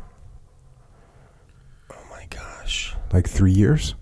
It couldn't have been that long, actually. Well, I came back from Iraq, and then that would have been 2005 or 6, and I think I left there in 2008-ish. It's Okay. like 2 or 3 years there. Because I went to Special Operations Command Europe after that. After that? But didn't you go to 7 first? So, yeah, sorry. Because I know Right. that's when you Right. and Then I I went to really, 7. that's when you and I crossed. I think Right. we'd met each other along the way at some point. Right. But I didn't actually Right. SA1, PID 7, you right.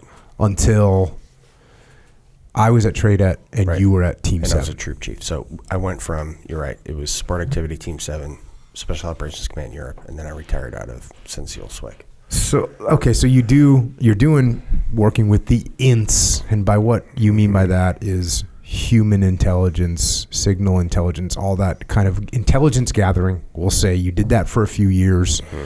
I'm not going to talk about that here. And then you go, What? You want to see something cool? Keep talking. Go ahead. well, you're breaking stuff up. I want to show you one of the coolest pictures ever. Oh, okay. Because this was on my last deployment from Afghanistan. Check that one out. That's a winner. That picture's taken about 3 or 4 months after the boat scene on Active Valor was filmed. The boat scene on Active Valor is filmed. So Active Valor is a movie with a bunch of SEALs in it. Right. I'm in the movie. When was that filmed? Gosh, That wasn't until later.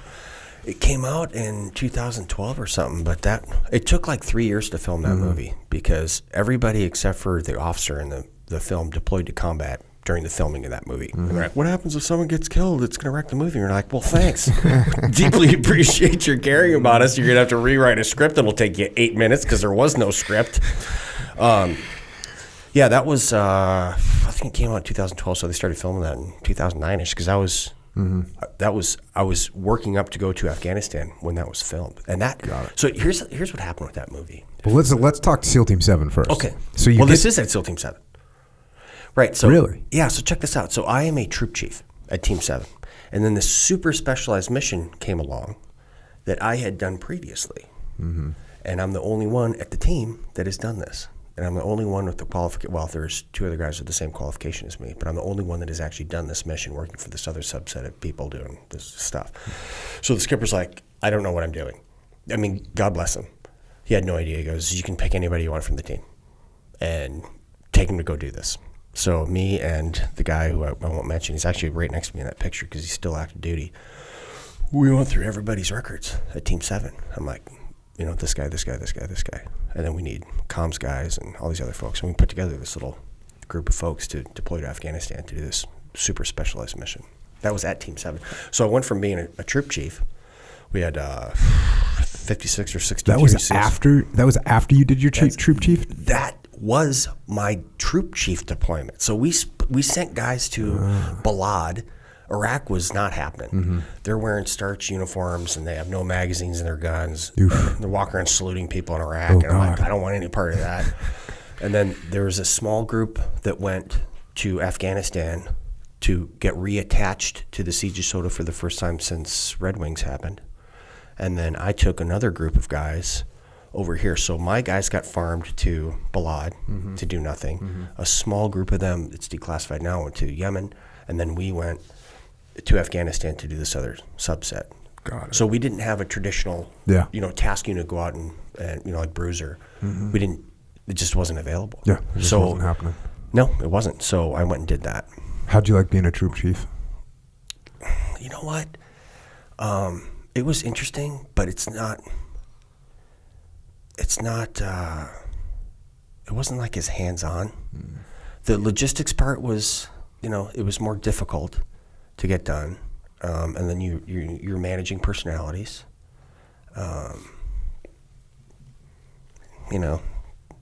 I would prefer to do this. Yeah, I mean, I guess if your troop gets all split up, Yeah, then I mean, then if we that had hurts. a traditional, air quotations, 05, 06 Iraq, or if we could do like 03 Afghanistan, where you are seriously getting it, that would have been much different. But in effect, I had guys, like one of my guys, I'll give you an example of why. One of my guys, I think I had 6 SEALs with me. So going from like 60 SEALs to 6. But they're all like, you know what? We were doing that. Like driving around in thin-skinned vehicles by ourselves during the day in Afghanistan. And your QRF is not coming. So the level of stress that is applied, I mean, it's so much easier, and you know this, to go with 50 dudes and lock something down and go in and just, do SEAL stuff. And that's great. And we get it's very stressful. That's really stressful. When you got to plan these things in detail, intricate, and if you make one mistake, it's over. And I did that for several years. I mean, it's upper division warfare is what I call it. Upper division warfare. Yeah, it is totally. Because you have to have a holistic understanding of all the thresholds going from the ELINT, the electronic warfare perspective, all the way down to how do I shoot my gun? Way different than, go that way. So when you build this picture, you have like a global perspective, but for a local area. And you understand you have all these triggers that if they start getting pinged, you got to bail. And sometimes you intentionally trigger them. So, interesting. So that was troop chief thing. In a way, it was not as exciting as it should have been. But there, again, that's the first place. Like I said, that's the first time that I remember you PIDing. Like, oh yeah, that's because I'd seen you around and you were at SA, whatever. But that's the first time I remember you. Like we were out at desert training and meeting you and hanging out and running the FTXs and all that stuff, having good times. Yeah. You were carrying some wounded men out there, which I know, which seems to have left a mark on some people emotionally at this juncture. I was a little bit crazy when it came back. So, all right, man. Hey, listen, I'll tell you something. I don't know if your viewers understand this. I remember when you came back and you went around the teams and you gave a brief that you called the pressure. Remember that? Yeah, the pressure. And at that point, because I didn't know you either, you know what I mean? You're like some dude, bad haircut, probably lifts too many weights and drinks energy drinks, whatever. It's total dime a dozen SEAL, let's just be honest. It's good to be the diamond in the rough. But you gave this brief, and you called it the pressure, and it was, what you're doing is you're conveying, I mean, this is my perspective, obviously you wrote it, conveying the burden of leadership. And the fact that you truly at that point got it, which is a lot of officers never get it. And I was watching you, and I thought you were much younger than me at the time. I don't know. But I was like, this guy gets it. Like he understands ramifications of poor decision making. And things are real. And it just doesn't affect, your reputation as I'm a great operator, that it affects families. And then it affects the nation. And I understood that. That's when I really got a respect for you, is when listening to you see that, because I could see your heart was breaking when you're discussing this and that you weren't making anything up. Being very genuine about leadership is really important, and we're missing that, dude. We're missing that from the tactical, strategic, and operational level throughout our country and private industry and the government especially. It's terrible. So now you guys know. Yeah, I haven't given that brief in a long time, and I remember thinking about it, and thinking about the experiences that I had. When we deployed in Task Unit Bruiser, we hadn't lost any guys on the West Coast yet, right? And even looking into, we were just talking about the workup, and you're going through the workup, and like a down man was like a a theoretical thing, a problem-solving event set, right, that you're exactly. going to get, and you're going to go through it, and okay, now that person gets, you're back to life at the end of that training mission. Right. And obviously that's not the reality of the situation. Correct. And trying to make sure to convey that to the guys. And that's, when I got done with that deployment, the admiral, who I knew, was like, where do you want to go? And I 100% just said, I want to go to TRADET. I want to go to TRADET and run training. And the reason is because, first of all the guys in my task unit were all going to go right back into another platoon. Right. And they were all going to go right back overseas into that meat grinder. And it didn't look like, this was in 2006 when we got home. It was still, you couldn't tell when it was going to stop. Right. It just looked like it was going to go on indefinitely. We saw some indications that, looking in hindsight, you could see that, that was an indication that things were going to settle down. But you couldn't positively identify them at the time. Coming home from deployment, it was like, no, this is going to last. We're going to have to do this in all these other cities. It's just going to continue. Right. Everyone's going back to this meat grinder. And I want to make sure that I can convey these lessons to the guys that are going to go back over there and get in it. And that's where that came from. And so you went to TRADET for the same reasons I did, but 6 years later. Yeah. Yep. It was to pass on those lessons, right, and get things headed in the right direction. Increase combat survivability of SEALs. 100%. And that's why, we're out at Nyland, or we're out at the urban training sites. Right. And it was like, I remember feeling, I'd see a guy like in an urban environment standing in the middle of the street, and I would literally have a sick to my stomach knot when I'd see a guy standing in the open. This is in training. Right. And I'd get over and be like, fuck out of there. Yeah. Go find cover, because you're waiting for the guy to get shot. Yeah. And that's a horrible feeling. And doing the best to pass those lessons on, that's, that was the goal. Yeah.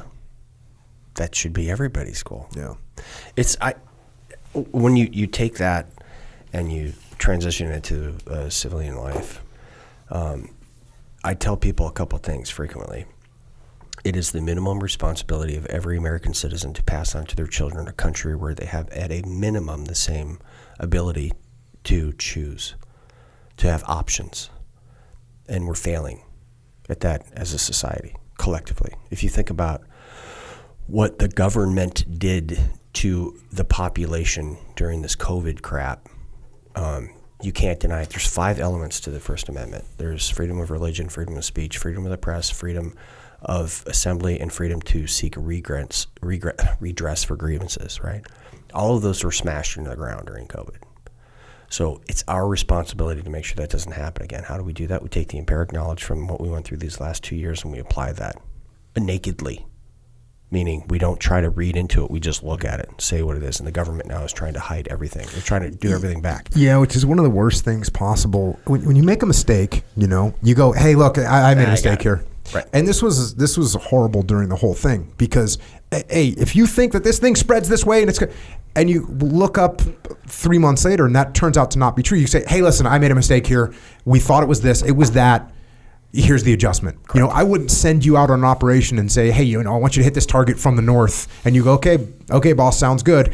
And you hit a couple IEDs on the way in and you go, hey, Jocko, there's IEDs here. I don't go, well, you just keep going where I told you to go. No, I say, hey, look, I made a mistake on the analysis of the scenario. Back out. Let's figure out a better way. No factor. And by the way, you don't lose respect for me. You go, oh, well, Jocko's willing to admit that he made a mistake of the analysis of this. And learn from it. And now we're going to make some adjustments. And to see the egos come out where there's no admission that, hey, you know what? I made a bad assessment here. It was wrong. And here's the adjustment we need to make. As far as I can tell right now, and by the way, there's a decent chance I'm going to be wrong again, which also is why I'm not overcommitting and overstating things. Right. I always have fun when I work with companies, and I'll say, how often do you people think I have to admit that I'm wrong? And people will think, because I talk about being humble, and they go, oh, you admit that you're wrong all the time. And I go, no, I hardly ever have to admit that I'm wrong. And the reason I hardly ever have to admit that I'm wrong is because I hardly ever say, I'm 100% right about this thing. Right.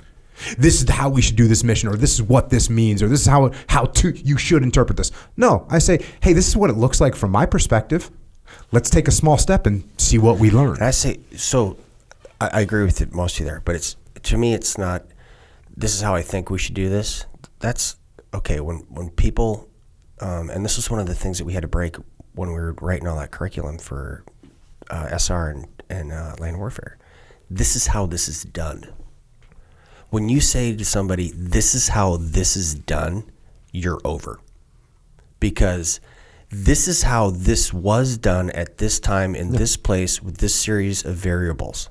Yeah. Well, so you actually agree with what I said? Because what I said is sort of.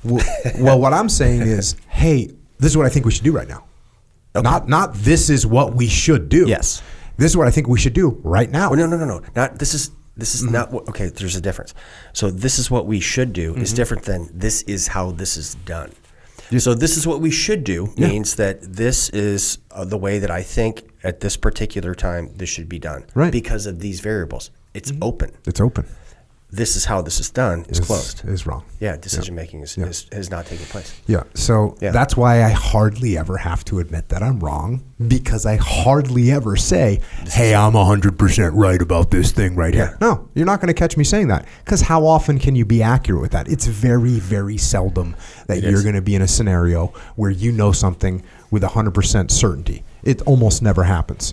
And I would rather, even if I'm 99% certain, what do I gain out of, imposing some directive on you? Right. If you're working for me, what am I going to gain out of that? Right. You got your perspective. There's a decent chance you see something I don't see. So my mind's open. Hey, Derrick, I think this might be a good way to do this op. And you go, well, I don't agree. Okay, well, what do you think? Let's talk. And my gut, my bias is to go with what you say. Okay. That is my bias, is to, you come up with a way to do something. It doesn't matter if here's the other interesting thing. It doesn't matter if we're peers or I'm your boss or you're my boss. My bias is to go with what you say. Now, look, if you're totally off the res, right, and your idea is just ridiculous, well, it's very easy for me to articulate, hey, Derrick, I know you want to do this, jumping parachutes out of the space shuttle, but it's going to be really hard for us to get the space shuttle for this operation in a short period of time. I thought you were wheeling heat, Jocko. Exactly. It's very easy to articulate that. But if I'm having a hard time articulating why I think something should be done a certain way, then that's a big indicator that maybe it's not worth arguing, and maybe it's just easier to say, okay, you know what, Derrick, let's roll with your dice. If you're incapable of articulating appropriately the methodologies that you're applying to a problem set, you have not thought them through well enough. Yeah. Boom. Yeah. Someone taught a seal how to read, baby. What's up? It's a real good indicator of that. So you roll out on this deployment. You're doing some, what'd you say? Higher level? What'd you say? What was your word? Upper division warfare. Upper division warfare. Running around without a ton of support, correct, if any. And you get done with that deployment. Won't go into the details of that one. You come back. What's your next job? Okay. I was going to go teach what I was doing, because I believe you should do that, right? Like we talked about that. But then they came, so I was a senior chief at that point, and the billet, the job was for an E7, not an E8. And that's when they went through and they said, hey, look, you used to be able to do one up, one down. So the billet is for an E7, and E6 could go do that, or E8, right? You could do one up, one down. They're like, no more of this. We don't have enough guys to do this stuff. It's an E7 billet. So I'm like, oh man. So I go check in. It's down at the Elephant Cage at Advanced Training. And I was just kind of sitting there. And they're like, we got to find an E7 billet, And there was not, because that's a platoon chief job. And I just got done being a troop chief. And so finally I go up to Warcom. This is like a month into this. And I feel like I'm stealing money from the government. You know what I mean? Because I'd go in and check and they're like, well, we got nothing to do. And so I go up to Pugs is the guy. And Pugs, right? So I'm like, Pugs, dude, I need a job. And he's like, well, I don't know. So he pulls up the list of like all the SEAL billets on the planet, right? And Bosnia, I flew through Germany, Stuttgart, Böblingen is actually the name of the town, on the way there and on the way back. And I'm like, my wife, she did like a semester in Germany in college. So I'm like, right there. I want to go there. And he's like, okay. So I get a billet. I get a billet as the J35, which is the Contingency Operations NCOIC at Special Operations Command Europe. That's why I went up there.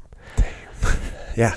And, I have a knack for this stuff. The upper division warfare stuff applies. I understand how to, take very complex problem sets and distill them down into readily available and achievable solutions. Like, it's just something I'm good at. And so I wrote all the the soft response to contingency operations plans for all the countries in Europe. And then we developed further. Some of them being executed right now, I'm sure. Yeah, the unconventional warfare campaign plan for Ukraine is one of them. So at that time when I left in 2012, me and this other guy named Derrick, who's a retired Special Forces colonel, we gave the Ukrainians a month. So we were planning for a Russian invasion of the Ukraine in 2000. That's 2009, 10. Yep. Right. People think the military doesn't do stuff. We do. But we gave them a month because the authorities were different. And what do you mean you gave them a month? Gave them a month. We thought within a month the Russians would take over the entire country. Oh, got it. We gave them a month. DOD, I think, was giving them about a week. But, intuitively, Derrick had multiple combat tours as a Special Forces officer. He's a fantastic officer. But we gave him a month because we knew him better. And then they changed the authorities when this happened, so you could give him javelins and stingers and also the weapons that are doing this. So the crux of the plan, without getting real deep into it, is disaggregated small unit operations facilitated by high-tech weapons. That's it. And then also you have external intelligence and all that stuff. And that's what's taking place. So that truly was an amazingly it was very intellectually stimulating to do that. And, at that point, because I broke my back and all this stuff, and I can't carry a rock anymore. And that's really why I got out of the teams, is because I just couldn't do the job physically. I didn't want to Brett Favre myself, you know what I mean? Which, Brett should have just retired, dude. Green Bay, why'd you go to Minnesota? Brett, I'm looking right into the camera. Why did you do that? So doing that really kept me engaged in what was taking place, really at that point globally. And so Benghazi went down when I was there, and there were still SOCAF was getting stood up, Special Operations Command Africa, and there was a Commanders in Extremis Force sharing agreement, and, so I was really very deeply involved in the aftermath of Benghazi. And everything the Clinton folks told you and Obama is a lie. In terms of what? That should not have happened. And as it was happening, it should have been stopped. And could have been stopped. Right. So, background on that. Jimmy Carter, who previously was the worst president in American history, only superseded by the current one, Joe Biden. He is terrible. He just is. It's very difficult to watch. It's terrible. It's painful. So Jimmy Carter did something called Chief of Mission Authority. So an American ambassador's real title is Chief of Mission. So the Chief of the Diplomatic Mission, that's the real title. And Carter said, look, no military forces will go into a country without the approval of the Chief of Mission, unless it's a Title 10 designated country. Meaning, so Title 10 is the Department of Defense thing, and we're like, hey, we're going to invade Iraq. That becomes a Title 10 deal. The military can move troops back and forth into that country without going through the State Department. That was not the case for Libya. You know what I mean? It wasn't. Mm-hmm. Yeah. So the State Department has. So Ambassador Stevens had to approve the troops that were on their way to Benghazi, had to approve them landing in the country, but he was dead. And the State Department didn't answer the phone. Tina Caden was there along with Secretary Clinton. She's ultimately responsible. They just didn't answer the phone.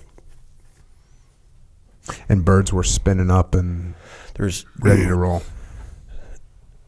If you look up Jackal Stone 12, I think, just Google it. Jackal Stone is a Special Operations Forces annual European exercise. You probably did it if you were 2, did you? No. Okay. But I know what the exercise is. Okay. So that was taking place in Split, Croatia. And you know that the SIF is there and they have a full package. None of this is classified, by the way. They have a full package. They've got shooters, they got comms, they got medical, they have resupply, water, everything. That bird was going there. because that's why it's there. In case something like that happens, and the agreement between SOCAF and SOCUR was in place because SOCAF didn't have a SIF yet. Yeah. Right. So, but no one answered the phone, so you can't land that plane. And Ty Woods, man, did you know Ty? Yeah. Okay, he's a total friend of mine, man. Yeah. And I didn't know Glenn Doherty. He was in my class. He was in my butts class. Ty was? Yep. And he ended up getting rolled, but he spent, Right. So shameful, and that I knew it before because I'd seen it on a macro level, but I hadn't really seen on a micro level. I've seen it, but on a macro level, I hadn't seen really the hardcore ramifications of incredibly poor decision making. Other than the fact we invaded Iraq when we did, I mean that was a big thing.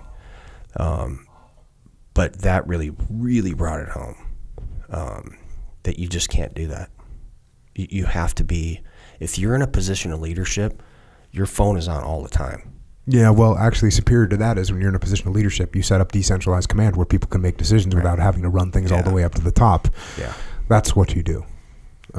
That's the, I mean, that's how things should function. Great, on that depressing note. Yeah. So this is what you're doing. You get a really good look strategically at the world through this tour that you do at SOC. You're in a J-35 billet doing planning and contingency planning, and that's just a great view to go from being a troop commander literally on the ground, and then even as a troop commander being for this particular deployment at a even more tactical level than a normal troop command, correct, but doing a strategic level mission. Yes, but you're on the ground doing it. Yeah, that's the difference. And then you get to go to a situation where you're seeing the strategic planning for these things that take place in the future. So it's a really good education for you. It's tremendous. And you do how many years over there? 20. Oh, I did 3 years there. And how many kids you got at this point? 4. They speak German at this point? 9. Two of them graduated from high school there, though. Oh, okay. But it's an American high school. It's an American high school. Yeah. Yeah, one of my buddies ran into a team guy, and his kids are all speaking German because he came back from there. Well, I probably put him in the local schools, which you can do. Yeah. We chose not to. Check. You get done with that. What's your next job after that? Center for SEAL and SWCC Excellence. Which is the schoolhouse? No, that is the command that writes all the advancement exams for SEALs. It writes the enlisted ladder. People don't understand, when you join the Navy plans out a career for you for 30 years. So even though you think you're joining on a 6-year enlistment or 8 years or whatever it is, active and reserve, the Navy has a plan for you, and they I don't know what that stands for, but they budget for you being in the military for 30 years. And what, at least the SEAL teams have done, I don't know if other communities do this, but you backwards plan on that. So by the time you're in E5, you've gone to this school, you've done this job, E6, 7, 8, and it goes all the way up. That's the ladder to make sure that everybody is hopefully on par with their institutional knowledge. So I did that, and it was really fun writing the advancement exams because I'd call all my buddies and be like, hey, will you go down to Florida with me for a week? We'll get locked in a skiff, a big safe, and we'll go through the previous exams, and then we'll write new questions, updating the TTPs and all of the things for the SEAL teams. And then in order to get promoted, SEALs would have to take that. Yeah. So that was awesome, too. That's a way to get back to the community. But I went there because I needed to get my medical situation in order. And it took like a year and a half. Because at this point, you're just a beat up old frog man. You know what I mean? That's why I'm fat right now. If I go PT right now, I can't walk. I mean, I've got a handicap placard for my car. Damn. Yeah, damn. So, I mean, my knees and hips and back. And I got a ricochet in the face. It was in training. It counts for nothing. I didn't even get a free dental appointment because of that, I went there to, dual purpose. Get myself physically, up to par, at least documented appropriately. So that when I retired, because I knew I was going to retire, it would be less of a burden. And so that's really what I did there. And again, I've had the ability and the luck, and I think I'm blessed, man. I mean, I am. I have a deep and abiding faith in God. And I look back, all the way back to getting hit in the head with the shackle. How that led to all this stuff. There's I am one of the luckiest human beings that has ever existed. And I am so full of gratitude, man. I mean, I get up and I'm just full of gratitude. And I wish that more people would understand the gifts that they've been given and understand they're a gift. And when I talk to folks about the cavalry thing, like the cavalry's not coming over the hill, I tell them, I go, look, man, you're placed here at this time, with these people in this circumstance by God. Like, you're put here for a reason. And from my perspective, what I'm doing now, and the people I'm speaking to, it's to save the greatest country that has ever existed in the history of the world. Like, the United States of America is an exceptional nation, and I don't tolerate anybody talking crap about America. It's not going to happen. And these folks that I'm dealing with, like, you were placed here by God for that, to save the United States of America, and that's a gift. And you got to accept the gift. And oftentimes gifts, you get this, oftentimes gifts can be perceived as a burden. The gift of leadership that the talk used to give, the pressure. You were in that place at that time with those people in that circumstance, and these things happen. You're exercising the best judgment that you were capable of doing. You had the best assets in the world. You're certainly working with the finest human beings that have ever existed, and contextually in warfare for sure. And then around the block, you're there for a reason, because you were given the gift to be able to exercise that mission. If you're capable of doing something and you don't act on it, you're not giving glory to God. You're given the intellectual or physical ability to do things. If you don't do them, you're falling short. I believe that. Other people need to understand that. Mm-hmm. What was it that made you decide that you were going to retire? You're at, how many years was this?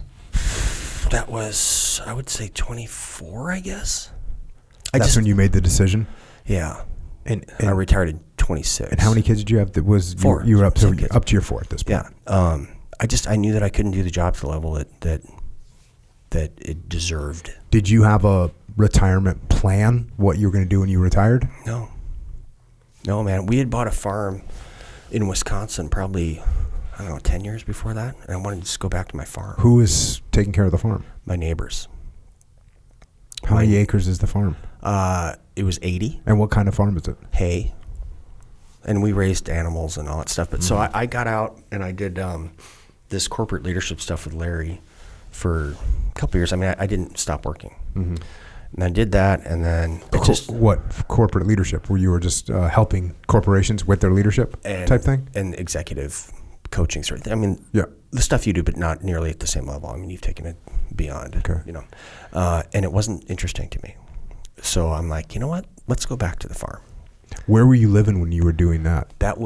We lived in Maple Grove, which is in Minnesota. Okay. So you moved to Minnesota after you retired? For like a year, because we wanted our youngest son to be able to graduate from high school. At that point, he had gone to 4 different high schools. Ouch. So we found a nice Christian academy. That's really why I did all that stuff, so that he could have that period of time where he could actually graduate from high school in a place that... And where we lived is fantastic. It was Butternut, Wisconsin. It's a very small place, and we just wanted him to be able to round out his education in a Christian setting, and that was not available there. And then we went back to the farm, and the cafe in town was called the Butternut Cafe, surprisingly enough. But it failed. So the owner of the building, the person running the cafe, it didn't work well. Mm-hmm. So it closed. There's 326 people in the village, and these people had taken care of our farm for like a decade. I went to Afghanistan, Iraq, the Horn of Africa, and was stationed in Germany for 3 years. Nothing happened to that place. Not a window broken. My neighbors, Tom and Maria Schulke, they'd mow our front lawn. It was like an acre. And they would not take money for gas. We are not your servants, we're your neighbors. I mean, that's what that people think that Americans are like these. The image of Americans, it's not Manhattan, dude. That's it. I mean, I live in America, and people bend over backwards. We have so much more in common with each other than differences, and it's being exploited by these folks that are trying do, I think, horrible things for the country. So, but that's really America. Where I live now in Prairie du Chien, it's America, you know. So this place closes, the village takes a huge hit. And I'm like, man. So I talked to Sarah Jane, and I'm like, let's get this going again. So I bought the building from the bank, gutted it, put in new equipment. I had worked in a restaurant for, I don't know, like a year or something before I joined the Navy. Mm-hmm. Sarah was a waitress for, 3 months in high school. But, I'm a quick study. I love cooking. I've cooked around the world, I've made bread on 5 continents, dude. Like made bread from flour. I haven't made bread on one. You should try it. Dude, it's cathartic. So we got the cafe going again and then sold it to a local lady, my BFF. Her name's Bobby Munoz. She's awesome. And, now it's running. So many people talk about things. And a lot of people have money in there. They'll throw money at problems. The government tries to throw money at problems, right? If you say you're going to do something, do it. And the most valuable gift you can give somebody is your time. You have a finite amount of time on this planet. Now, as a Christian, I believe that there's something beyond this, but a lot of people that don't. You only have so much time. So if you really care about somebody, give them your time. Sit down with them. Give them time. So we gave 2 years of our time back to that village because they're so dear to us. And, I walked away net neutral. But the impact of showing people, demonstrating to them that you truly care about them is priceless. You know what I mean? No, absolutely. You build this business back up. Mm-hmm. You sell the whole thing to your BFF. Your BFF. Mm-hmm. What's your BFF's name? Bobby. Bobby, but Bobby's a female. Female. Okay. She's Bobby. Awesome. So Bobby's now running the business. She had Jenny run that, and Bobby started Bobbers on the lake, Butternut Lake. If you want to go by, get a beer. Okay. Well, this is important to put out because people are going to want to hit these places. Yeah. So Bobbers on the lake. It's in Butternut, Wisconsin, run by Bobby Munoz. I actually want to go to both these places right now. And I don't even drink beer. So right. Bobby is a whirling dervish. I mean, she is on the go. I mean, you have all these different, entrepreneurial adventures. She's got the same thing going. I mean, she's just bam, bam, bam, bam, bam. So. Okay, so you sell that business and now you move back to the farm? No, so I'm living on the farm. Okay, you're living on the farm, and then I'm turning 50. So this was 3 years ago now. And I'm like, this is another point in my life where you can either, kind of like just stay stagnant, or you should do something to keep yourself rolling, right? So I'm like, I'm going to go to law school. And just like Bud's, man, you can't just go to law school. Like, why can't I just go to law school, right? So I studied for the LSAT for a month on the Khan Academy, which is awesome. It's free, and took it, and I got accepted to law school, Mitchell Hamline in St. Paul. But during this period of time, we did what we call cousin camp. So we got all the cousins, so my brother-in-laws and all the kids like together. 570 people. Not that many. We get them all together, and they were giving Sarah, a hard time about how difficult it was. Because at this point we had 4 grandkids, I think, and we had 3. We're having our 4th, 5th, and 6th grandkids. They're going to be born in a 2-month window, and so they're giving Sarah Jane a hard time about how difficult it was to visit our farm way up north. And it's like an hour and 45 minutes to the closest regional airport. And then if you're flying there, it's an extra $200 a person. I'm not a wealthy guy. We live on our enlisted retirement. I can't afford that stuff. And or you fly into Minneapolis, and it's like a 4.5-hour drive. So I'm like, check, got it. I missed the kids growing up. I did. I was working, deployed, training, all that stuff. So I set preconditions. 2 of them. I love that place up there. It took us 15 years to get the house, up to, it was just perfect. And I'm like, 2 conditions. Wait, the family wants you to move. My wife wants us to go someplace closer to an airport so that our grandkids can visit us and we can visit them more regularly, right? And I missed our kids growing up because I was a frogman, natural environment combat. And So I was 2 conditions. It has to be in Wisconsin, and it has to be a hobby farm. So I get on the old internet in the kitchen in the farm. I find this place in Hager City, which I did a 1 hour circumference around the Minneapolis-St. Port airport, right? And it had to be on what I call the right side of the river. That's politically and geographically correct. And so I find this place in Hager City. I call them what's going on the market the next day. Small hobby farm, old farmhouse, 19 acres, 13 tillable alfalfa, not hay anymore. Like, check. I drive down the next day. I look at it. I go, okay, this is it. Put in an offer, buy the house. Move down there. Did you sell the other place? We sold it after a couple months, right? So it's gone. And excuse me. So interestingly enough, this is how I wound up running for Congress, because Sean Duffy, who was my rep for the longest time, if you look at Wisconsin, the Ashland County is like right in the middle to the top, right? And it's right next to Lake Superior. Just past Glidden, which is the next village up from Butternut, it becomes very liberal because there's a environmentalist liberal arts college there, Northlands College, right?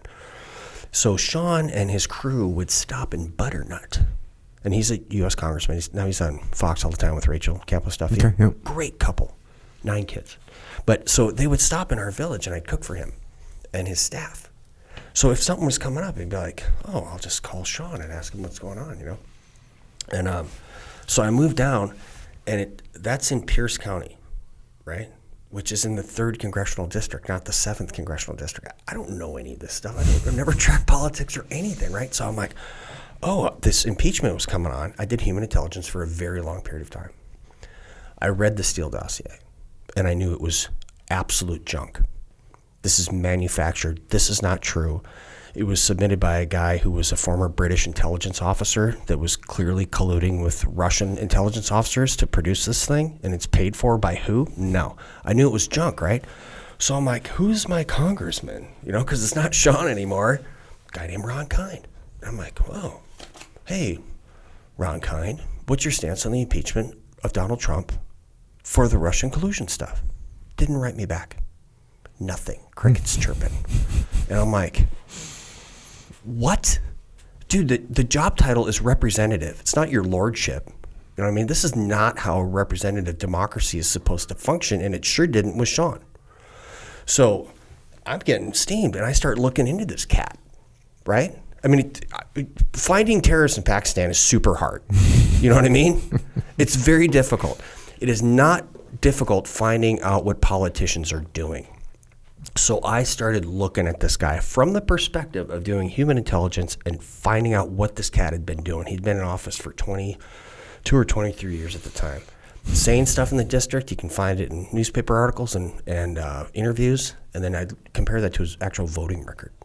And it was just wrong. He would say one thing, go to D.C. and do another thing, because he was working for the behest of special interest groups, not the people he's representing, right? So the impeachment vote goes down.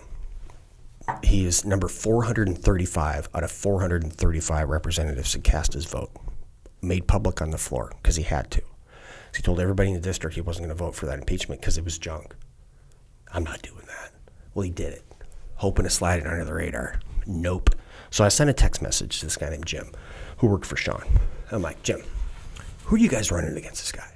And he writes me back and he goes, you. And I write him back. I go, ha, ha, ha. And he didn't write me back. So when you write something and somebody writes, ha, ha, ha, ha, and they don't write back, they're not joking. And I was like, oh, yeah.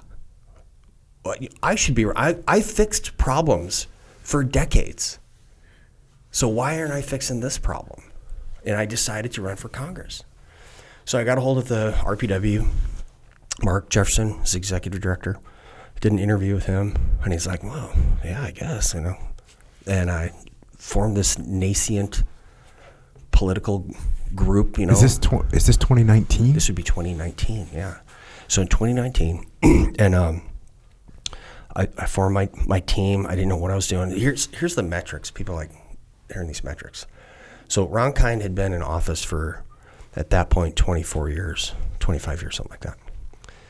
He had $3.1 million in the bank. He had a functioning political organization, and he had 100% name recognition. 100% kind, right? They have those kind bars. That's not him. I had never thought about being in politics ever, my entire life, right? We moved to the district to be closer to the airport so we can visit our children. So the only person that knew my name was my wife, right? I have no money at all, zero name recognition. That's the starting point. I decided to run for office. 72 hours, I announced my candidacy. They locked down the entire planet with COVID. Boom. So I ran a 9-month campaign against those odds. I came within like 2.5 points of beating this guy. And he wound up spending over $6 million against me. That's why he resigned. Because I announced my candidacy. I lost. And I tried to, this is amazing. You know, you can say whatever you want about the 2020 election, but I did the math. I look at this, I lost by 11,000 votes. I go, I can't make up 11,000 votes. You know what I mean? Even if we found statistical anomalies and all that stuff, that's what I mean. I can't, you know, I'm not going to be able to overcome that. I tried to call that cat. I go, that night, like 4 a.m, calling to concede the election, right? Because you should, right? Yep. He wouldn't take the phone call. Interesting. Not interesting. That's an egotistical person whose entire being is based on being a politician, who liked being called a congressman and have people open their doors for him. And I got so close to beating him. Like all throughout the night, I was ahead. And then like 15,000 votes show up at, 2:30 in the morning or whatever. I get it. Check. They're counting ballots that come in. I get it. He was so angry, he wouldn't take a phone call. That's someone who has no business being in leadership anywhere. Right? Mm-hmm. I've heard of sore losers, sore winners. What? No. So, I decided to run again because I was talking to Sarah Jane. I mean, really that night, I go, this is not going to bode well for the country. Not me personally. I mean, my ego, it's over here. This is not about me. It's not. It's about our country and our grandkids. At that point, we had 6 grandkids. We have 8 now. So I understood that. I had no idea it was going to get this bad this fast. No one could predict this. You just can't. You could not. But I decided to run again. I waited. I shepherded everything. I did some changes in my team. And then we wound up running the #1 political campaign in the entire nation for 2021 from Prairie du Chien, 5,600 people. And then what makes you classify something as the #1 political campaign in the whole country? So what the inside baseball stuff, because everybody understands intuitively, or they just know it, is that in order to get a word out, you have to be able to raise enough funds to get the word out. Mm-hmm. I don't get any money from my campaign. You can take a salary from a campaign. I don't. I just don't think you should do that. But you have to buy television advertising, cable, you've print media, you got to pay a staff, all this stuff, gasoline, whatever. So, we raised more money than any Republican challenger in the entire nation in 2021. What drove that? Me and my team.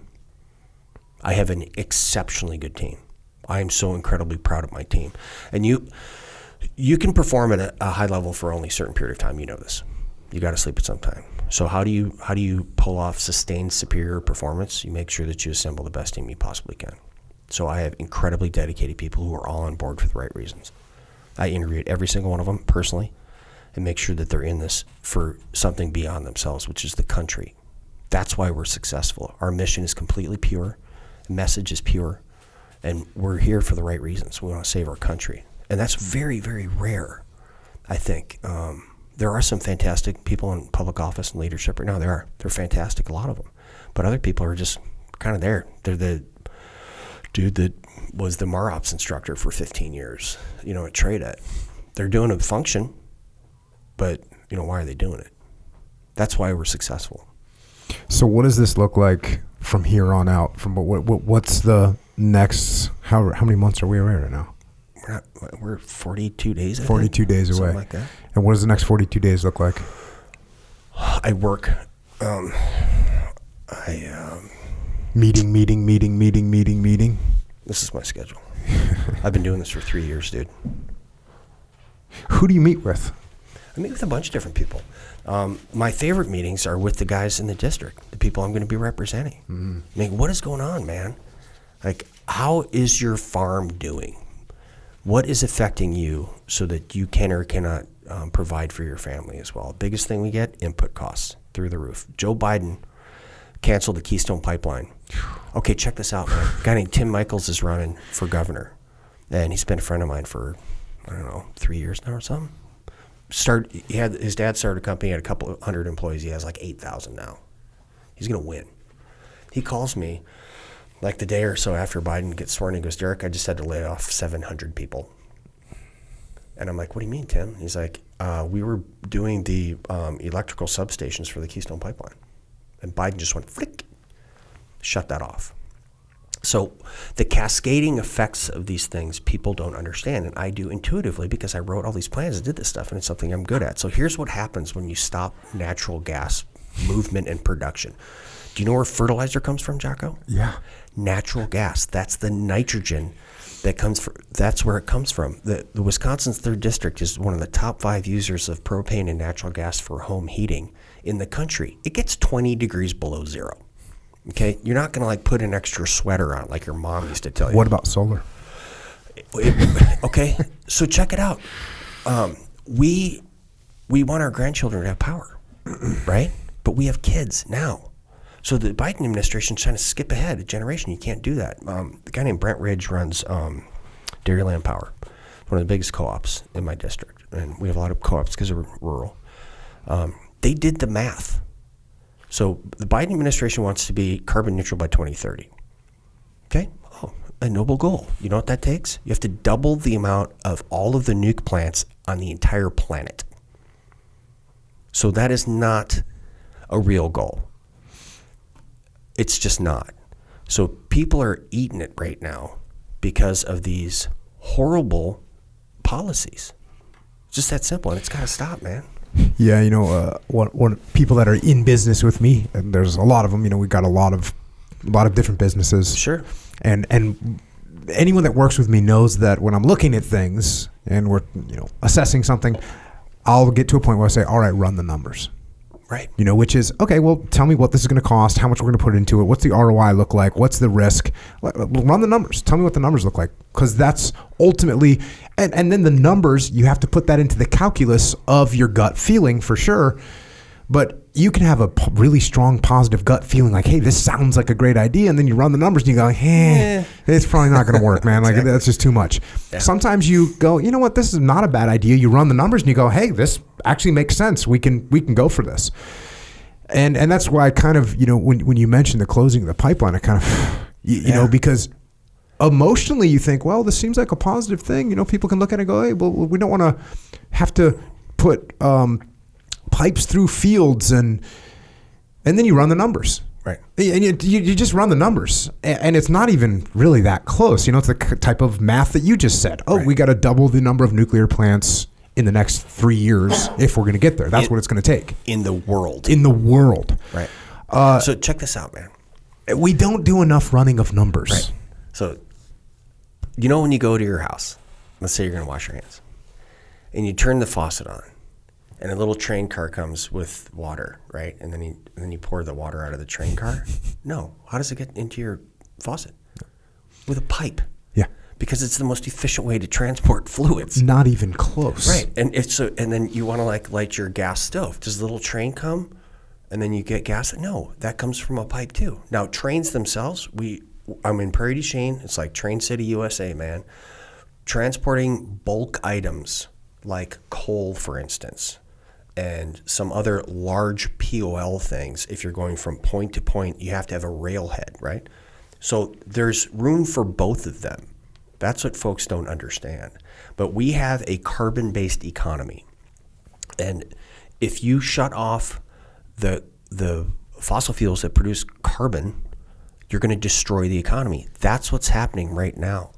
You look at the food costs, dude. Farmers have not check it out. Farmers have not locked in fertilizer prices for next year. Oof. So it's going to keep going up and up and up. There's 2 fertilizer plants that just closed in England. There's one in Finland that went down. I think they're only going to produce 24% of the fertilizer that they did before. Russia is not going to export fertilizer anymore, probably for the foreseeable future, at least 5 years. I mean, they hate us right now. And there's these weird tariffs that we put on Morocco where they produce some fertilizers. What can Congress do? One thing. Right now, put pressure on the Biden administration to make sure that they open up permitting and then get rid of the tariffs on Morocco. So looking at all of these problems, people get really worried about a lot of stuff. And the current leadership of the Republican Party, Kevin McCarthy in the House, we actually have a plan. And they've done a tremendous job of looking at all the problems and figuring out which one of these from the federal level will we have the greatest probability of having the greatest positive effect. You know, that's how you're supposed to govern. So I'm actually very excited. The polls are looking outstanding for us. When I say us, I mean my team. I know I'm the head of the team, but us, we've done this together. So I anticipate, being elected in November and giving it a go, man. Isn't that funny? I think about that, dude. I come from the meanest circumstances. The meanest. Well, when I kind of opened with that thing from George Washington, that I'd heard that quote, read that quote a while ago, and you think about, I just know your career and know what, as an average team guy, what you've done, what you've been put through, what your family's been put through. And it's like, how much are you going to ask from somebody? And I look at the political arena and it makes me sick to my stomach. Like I just think that just sounds, the whole thing sounds awful. When you show me your calendar, and I know you're going to a bunch of meetings with people that half of them, are horrible people, half of them are awesome people. You got all this craziness going on. I would not say that. I think okay. The vast majority of them are awesome. Okay. Like vast. Well, I know that when I look at what happens to politicians, and you're going to get just, your life becomes this target, right? And so I know that there's a ton of sacrifice that you and your family are going to make again in order to do this. And I guess you wouldn't be setting meetings with people that despise you, but look, the press is going to absolutely, at least a large majority of the press will absolutely despise you, and they're going to do everything to attack you. Yep. They're going to attack your family. They're going to attack your values, your home, your people, your community, and everything. Yep. So the fact that you're like, cool, roger that, going to step up and try and make this happen, and it looks like you are going to make this thing happen. Yeah, well, I'm not going to wood there. When you look at all the divisiveness in the country right now, one of the things that I've given an answer to a bunch is something that we already kind of discussed, which is, hey, I look at something from my perspective and I think, well, Derrick has a good point there, or maybe he's right about this. Mm-hmm. Instead of me thinking, well, Derrick doesn't agree with every single point that I have, right, so therefore he's completely wrong about everything and I actually hate him. Right. How are we trying to open people's minds up to get, hey, you know what? I get that you see things a little bit differently and you come from a different background than me. And I understand your idea. At least I know where you're trying to go. And it seems like in most cases, we can be at least somewhat aligned. You want for food prices to come down. Right. That seems like a universal thing. Who would say, no, we think food should be more expensive? So what we really should be talking about is if you want food prices to come down, and let's say you're a conservative Republican, and let's say I'm a left-wing Democrat, right, and I want food prices to come down. So we're actually aligned on where we want to go on that particular subject. Correct. But it's like there can't even be agreement on that, and we can't have a logical discussion about, run the numbers. Show me the numbers that you're looking at, and I'll show you the numbers that we're looking at, and let's have a discussion about how we can actually make the food prices come down. Let's try and figure something out. How do we cross that bridge? Well, how I plan on crossing that bridge. So first and foremost, everyone needs to understand that I will work with anybody who's willing to put the interest of the country above their own. I don't care who you are.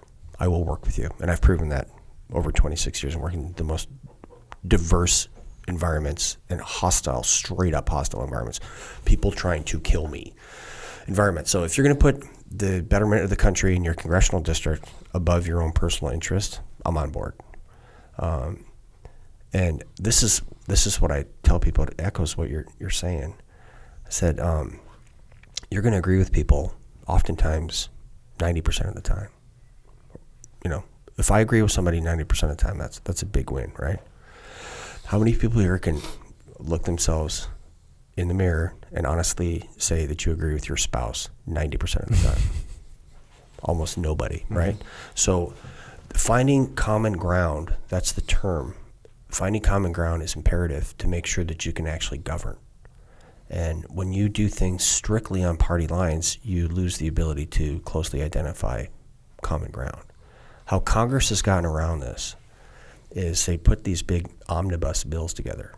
So you're going to, using your example, this is going to unleash American energy. Therefore, the input costs for farming are going to go down. That means food costs are going to go down. Or this is going to decrease the price of diesel fuel, which decreases the transportation costs. You understand, right? And then they'll put something in here like, but we're going to have red flag laws, and you're going to have your guns confiscated by the state, you know, which I fundamentally did. That is just wrong, right? And they put them in the same bill so that they can vote on it for or against it, and they can justify it when they go back to their district. That's got to stop. It has to stop. Because in no way, shape, or form do I support red flag laws. I'll give you an example. A well-regulated militia being necessary for the security of a free state, the right for the people to keep and bear arms shall not be infringed. That's the entire text of the Second Amendment, dude. So that's out. But lowering food cost is in. So in order to hold Congress accountable, Congress has to write clean legislation so that I know exactly where Jocko and Echo sit on an issue. Mm-hmm. That's got to happen. Are we going to be able to pull it off? I don't know. But one of the things that I will do that everybody can count on is I will do me. Meaning, like the first pledge that I make to everybody is I will not buy, sell, or trade individual stocks as long as I'm a sitting member of Congress. I will not do that. And people are like, well, what about this guy? What about that guy? What about that gal? I'm going to do me. I'm going to make sure that all the things I'm doing are as morally and ethically and legally correct as I possibly can as a human being when I'm in Congress. I'll start there. And courage is contagious. We talked about that. I mean, ideally, people will see that. And the people that I'm working with, they'll want to do that too. I mean, people inherently, you know, they want to do things in a way that's beneficial for other people. The American people are benevolent. We're the most generous country that has ever existed. Our populace, you know, the regular people on the street. So if you give them the opportunity to do what's right, a lot of people are going to do what's right. They just need to see somebody else do it.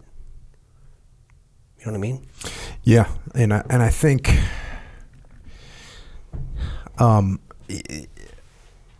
America right now, you know, you're looking at anybody looks at some bill that's coming before Congress, coming before the House, and it's whatever 792 pages. They don't even read it. And there's not one person in America that goes, that seems like a good thing. And you could go down a whole laundry list of things that every American says, this is bullshit. This is bullshit. What you just talked about, like having these multiple different omnibus bills. Yeah, omnibus bills where you got all these different categories that are being voted on in one bill. Every American goes, that's bullshit. And there's only so long that the politicians can continue to get away with this bullshit before Americans, because you got to remember, we're the people that were like, oh, you're going to raise the tax on tea by 2 cents per freaking giant bundle of tea. Yeah. No, actually, we're gonna fight you. Right. At some point, Americans go, hey, this is bullshit, and we're gonna get rid of you, people that are doing these things that are clearly wrong. They're so clearly wrong. Everybody knows it, and eventually, we say, oh yeah, we're done. Now, look, I don't even think it's gonna. I think it's gonna be a change like you're like you're the personification of this change, right? It's not like that everyone's going to get voted out tomorrow, but people are going to, oh yeah, Right. here's a guy that just went in there and said, yeah, this is a dumb idea. Hey, you guys can't pull the wool over the Americans' eyes anymore. Right. I think over the next several years, maybe even take 5, maybe even take 10 years, we're going to get rid of these things that are, for lack of a better word, bullshit. Right. So I want to be very clear. I am absolutely, I 100% disavow any type of political violence. I do not condone it, and that will be the destruction of America. If we take up arms against each other, I'll have no part of that. First time I went to combat, Bosnia-Herzegovina, civil war. Went to Afghanistan, turned into a civil war. Iraq turned into a civil war. Worked in the Horn of Africa, civil war. I'll have no part of that in the United States of America. So how do we prevent that from happening? Which I will do anything to prevent that from happening. Political violence cannot be part of a discussion in the United States of America. It cannot. So how do we do it? We do it by what you're saying. We exercise our rights as American citizens, and we get into office, and we make the change from the inside. And here's this is fascinating, dude. Okay, ask not what your country can do for you. Ask what you can do for your country. You know who said that? John F. Kennedy. JFK said that, right? So he said that in 62, 61, 62. So we went from that, ask not what your country can do for you. Ask what you can do for your country. We went from that to, you're going to do everything I say you're going to do. You're going to lock your church. You're going to close your business. You're not going to be able to speak to each other freely. You're going to go to this store, but not that store. You're going to get a shot, or you're going to get fired. You're going to do everything. You're going to give me your money, the sweat of your brow. And if you don't willingly do this, I'm going to use the full coercive power of the federal government to compel you to do this. You got that? Who's that? That's AOC. So the Democrat Party went from JFK to AOC in 50-some years. How? Republicans let them. Something goes wrong on a mission, who's the first person you look at, dude? It's you. What did I do or not do that led to the failure of this mission? Hopefully you're saying, what did I do or not do that led to the success of this mission, right? Never take anything for granted. So we as Republicans have let people get away with this for such an extended period of time. And we've done it by saying, they have the best interest of the country at hand. They really do. They want the same things that we do. Yeah, in some aspects you do, but in others they don't. I mean, there's people that want to fundamentally change the system of government that has proven to be the best one on the entire planet, like ever in history. You know what I mean? We're one of the youngest countries in the world. We have the oldest standing constitution in the world. Why? Because it is an incredibly functional and beautiful document. There's people that want to throw the Constitution out. Why? Because they're not getting the way. They're not getting their way. So the beauty about our Constitution is something's wrong in it. The mechanism for changing it is written into the document itself. It's the amendment process. You know what I mean? So use it. And they're like, well, it's so hard. Yeah, it's supposed to be. It's supposed to be, right? So are we changing stuff? Yeah. Are people waking up to how destructive the policies have, the destructive effect that the policies are having? Yeah. I mean, I see people that are just beside themselves. That $10,000 college thing, they want to give $10,000 for student debt relief. Check this out, man. 75% of my district does not have a 4-year degree. Only 9% of my district, 9% has a graduate degree. And I did a roundtable with some folks, and they're all blue-collar folks. This is what, 21,000 square feet? Yeah. Okay. This gym is 21,000 square feet is what he's referring to. Yeah, sorry. The gym is 21,000 square feet. We do this thing at a HVAC place. It's probably 20,000 square feet. 2 brothers got this thing going. They don't have they have high school degrees and then trade school. We're in this, beautiful business. All the people are real estate agents and whatever. No one had a 4-year degree. And we're like, well, what do you think about this? And like, well, this is absurd, right? So I do this roundtable. I go to a place to get lunch. I'm talking to Hannah, is her name, H in the beginning, H at the end. I remember because she said that. It stuck in my mind. And we started talking. She goes, this is great. I graduated from college. I have all this debt. I'm working here as a bartender. And her degree was in, she was like public or communications with an art major or art minor, right? I'm like, well, kind of get what you pay for there. And she goes, yeah, I think it's a great idea. Okay, Hannah, hold on a sec. let's say this place is banging on a Friday night, and there's 100 people here, and you go, all right, time out. 91 of you go over there. Okay, and the other 9, you sit here.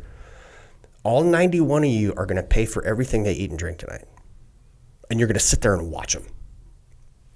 I go, would they be mad? She goes, well, yeah, that's just unfair. And I was like, okay, so 91 folks, even if they were just getting it, you're talking $25 a person, maybe. I mean, they could have lavish dinner, right? So this is $2,500 out of every single American taxpayer's wallet to pay for somebody to have dinner on you. No, that doesn't make sense on any planet, right? And I told her that, and she's like, wow, yeah, that is just unfair. I'm like, Hannah, run the numbers. Walk the dog. That's what I call it. Walk the dog on this. You know what I mean? It doesn't make sense. So people are seeing that, and there's so many reasons to be discouraged, Jocko, and you can always find one. You can always find no. No's easy. It is. It's the easiest thing in the world. No. And it's easy to get discouraged. It's easy to get down, with all the circumstances. But I'm telling you, if you wake up in the morning like I do, and you just have an overwhelming sense of gratitude like we talked about, just be so gracious. Look at yourself. Look at the things, the opportunities that you have as a human being in the United States of America right now to create something, to do something worthwhile, to help somebody out. That doesn't exist in a lot of countries. And when you just take a minute and go like, yeah, I'm going to go buy that cup of coffee. I do that for cops, and they're like, oh, I'm sorry, sir, I can't accept a gift. And I'm like, you're not the boss of me, dude. Like, I don't work for you, police officer X. I'm buying you this cup of coffee, dude. Or you help out a homeless person, like help them out, not just throw money at them, because that doesn't help anybody. I mean, it doesn't. The ability to do that is unique. And we got to remember that. And you got to tell your friends. And you got to encourage your friends to tell other people. Because you've seen the downward spiral, when things start going bad, and then it's just that. It's this negative feedback loop that people get into. We're in a negative feedback loop. But the inputs are coming from our government. And we should be in a negative feedback loop right now. So how do you get out of that? You put goodness in there. That's what we're doing. Some things are so basically, philosophical. And it was interesting teaching special reconnaissance because you have time to reflect.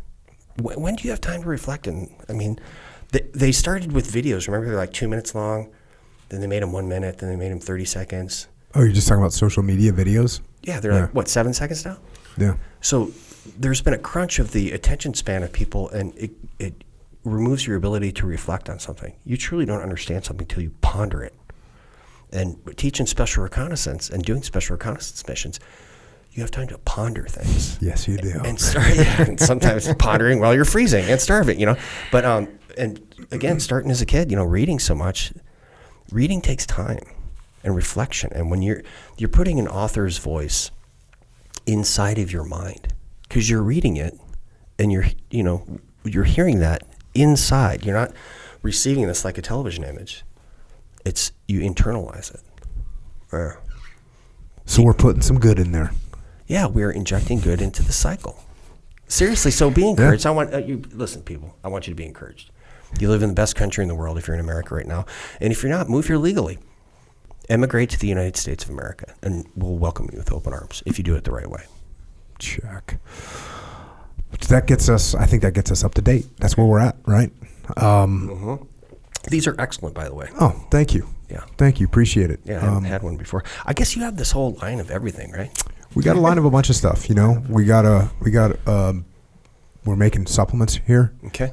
We've got clothing. We got factories. We got 2 factories in Maine. We got maybe 3 factories in Maine, depending on what you're counting as a factory. And we just consolidated, or we're in the process of consolidating our 2 factories in North Carolina to 1 factory in North Carolina.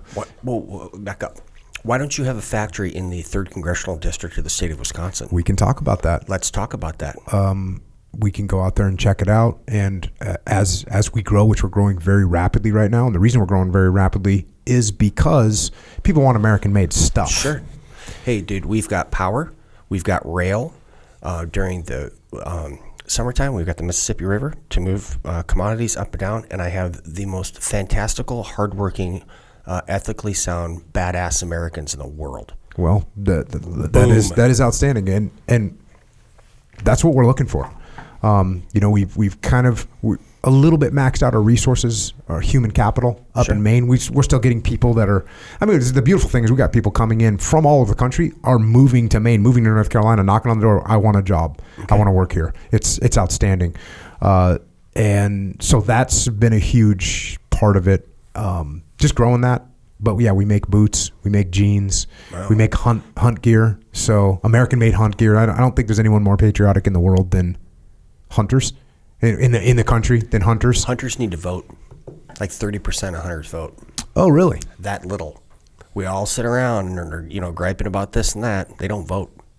If you're a hunter, vote. Yeah. Register and vote. No doubt about it. There's no doubt about it. If you're not part of the problem. For hunting rights, for gun rights, for conservation, right. Like you definitely want to be voting if you're not voting right now. Yeah. But they definitely, I mean, I saw a bunch of hunters over the past, September, the past hunting season for me, and everyone is just so excited about being able to buy stuff that's made in America. Yeah.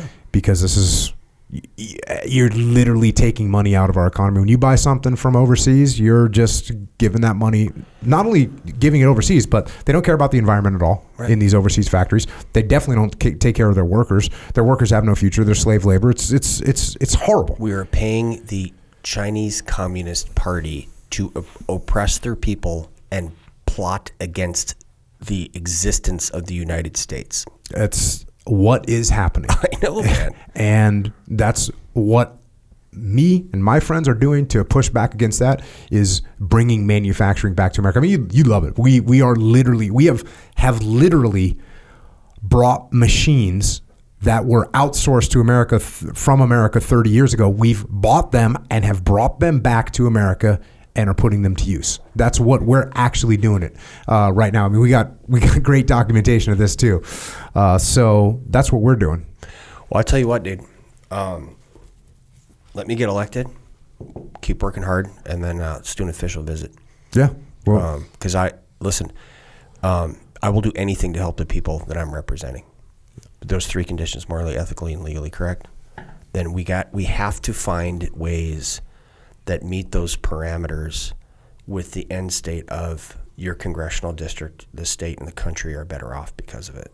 Yeah. And it's just a little nose to the grindstone, dude. We really got to think about what's taking place and then act on it. Yeah, right? well, a huge part of what you're talking about is, you've said it multiple times, is you got to put your country first.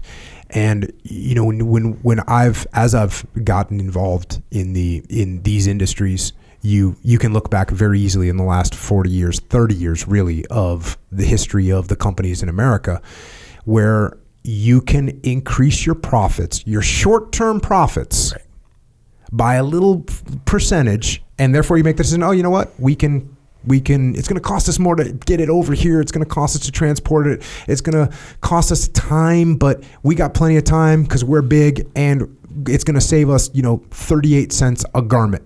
Right. Let's do it. And that's what they did. Right. And they did that over and over again. And then they spread the lie of, now what we were up against is they said, oh, you can't, it's impossible to do this in America now. Right. It's like, are you kidding me?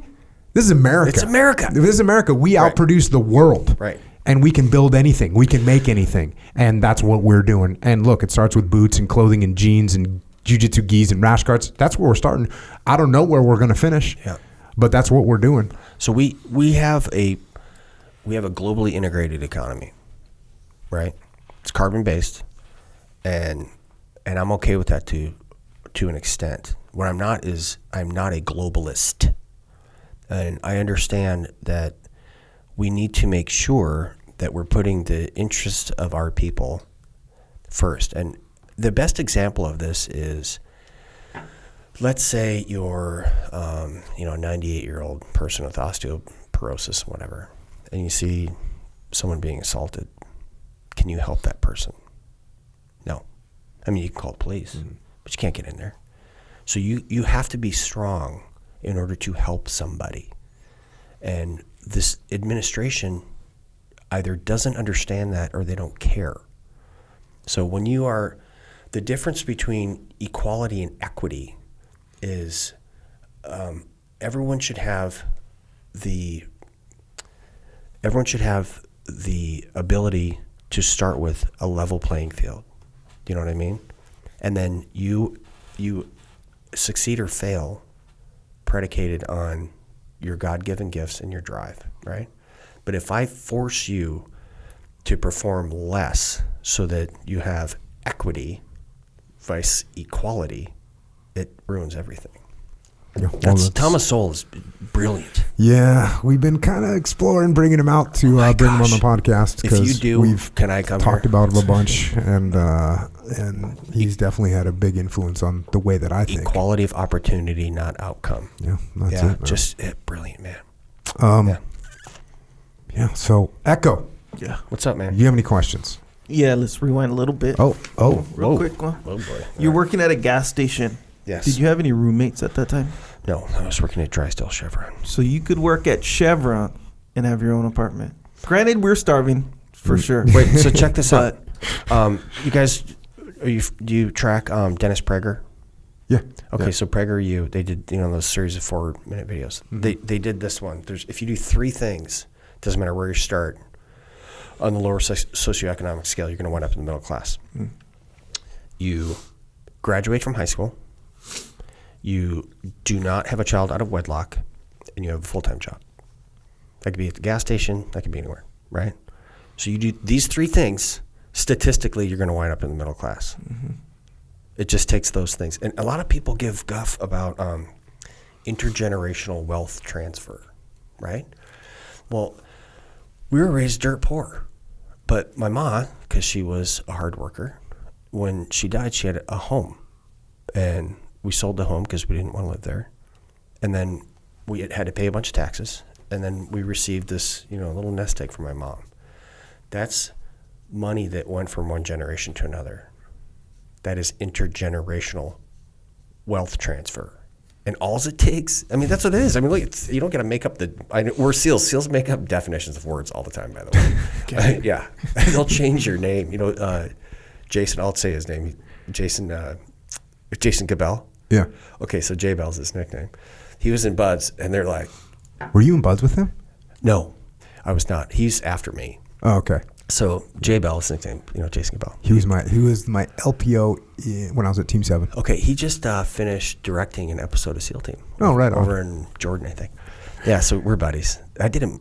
He asked me, he's like, hey, I want you to play an airship's captain in a movie I'm directing with Nicolas Cage. And I'm like, okay. And I was working at the cafe. I've never chased acting before, but he called me because they're friends. I'm like, all right, sure, I'll do that.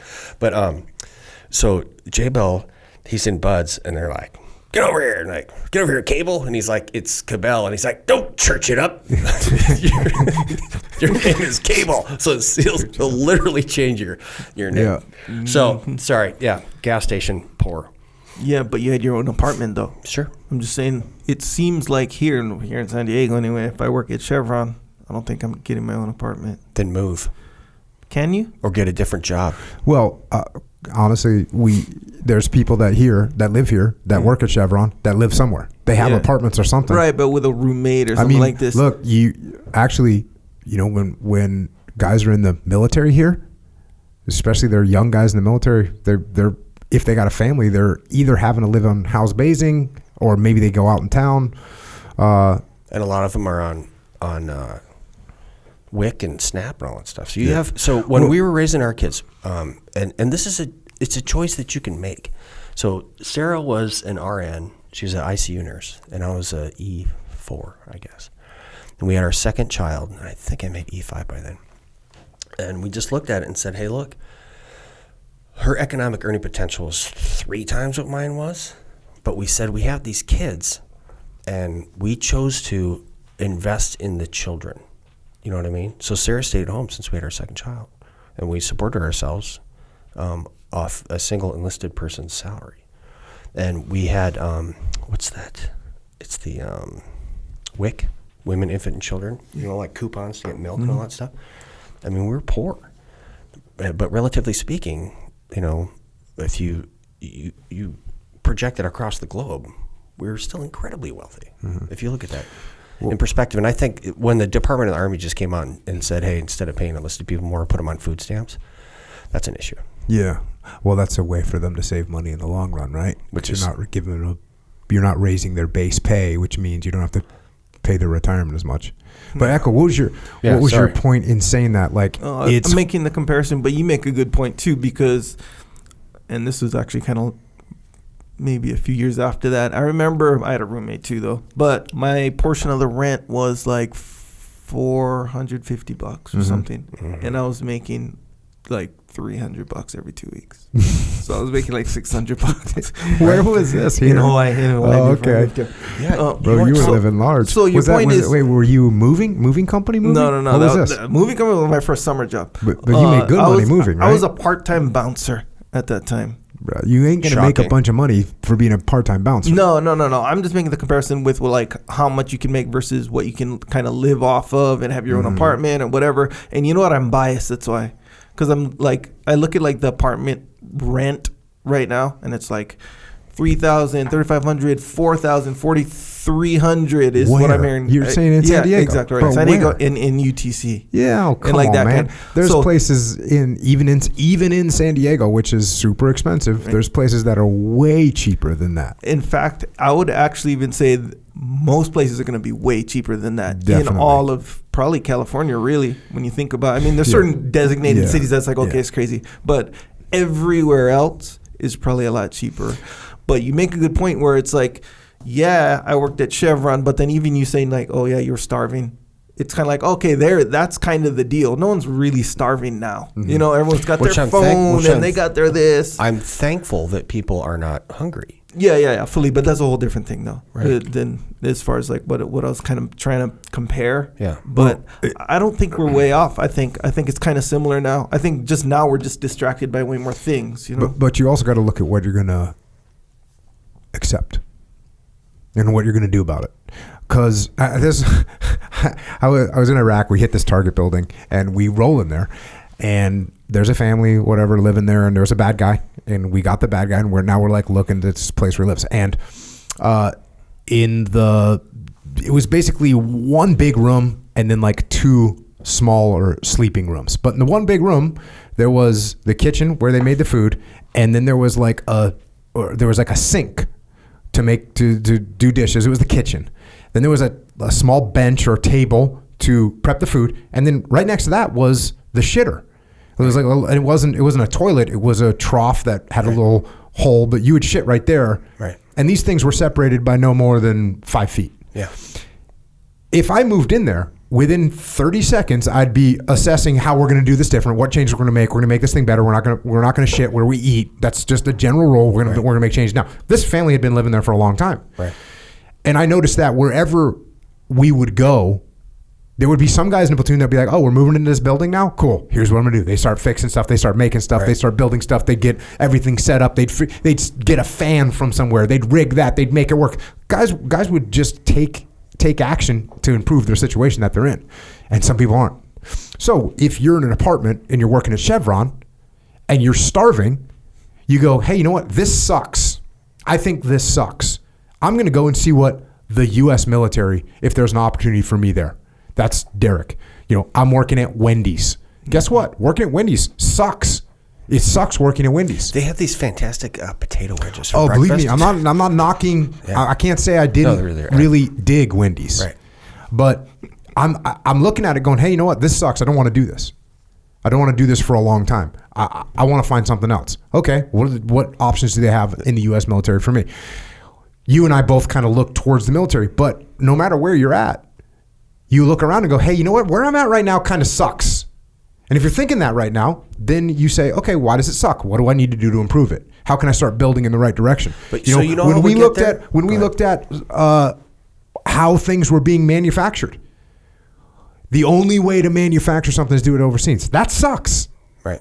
And my business partner Pete said, that sucks. I want to make stuff in America. Had to go and find a freaking loom and pull it out of an abandoned factory and get that thing working again and find people that knew how to work it.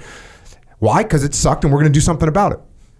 It sucks that we couldn't get boots that we wanted that were made in America. Cool, that sucks. What are we going to do about it? So if you're in a situation that sucks, Don't just sit there and grovel in it. Figure out what you can do to make some adjustments. And listen, are there hard times that hit people? Yeah. You know, that's a classic extreme ownership question that I'll get. Hey, I've been hit with this disease, been hit with cancer. I mean, I remember distinctly, I got asked this question at a live event. A woman said, you know, my child, it was a daughter has cancer. How can I take ownership of that? What am I supposed to do? How am I supposed to take ownership of that? How's that my fault? And I said, no, it's not your fault, obviously, that your child got cancer. Right. What you take ownership of is how you respond to it. Right. So I see what you're saying. So here is the nexus of personal responsibility and governmental control. So the government's job is to make sure that the playing field is level.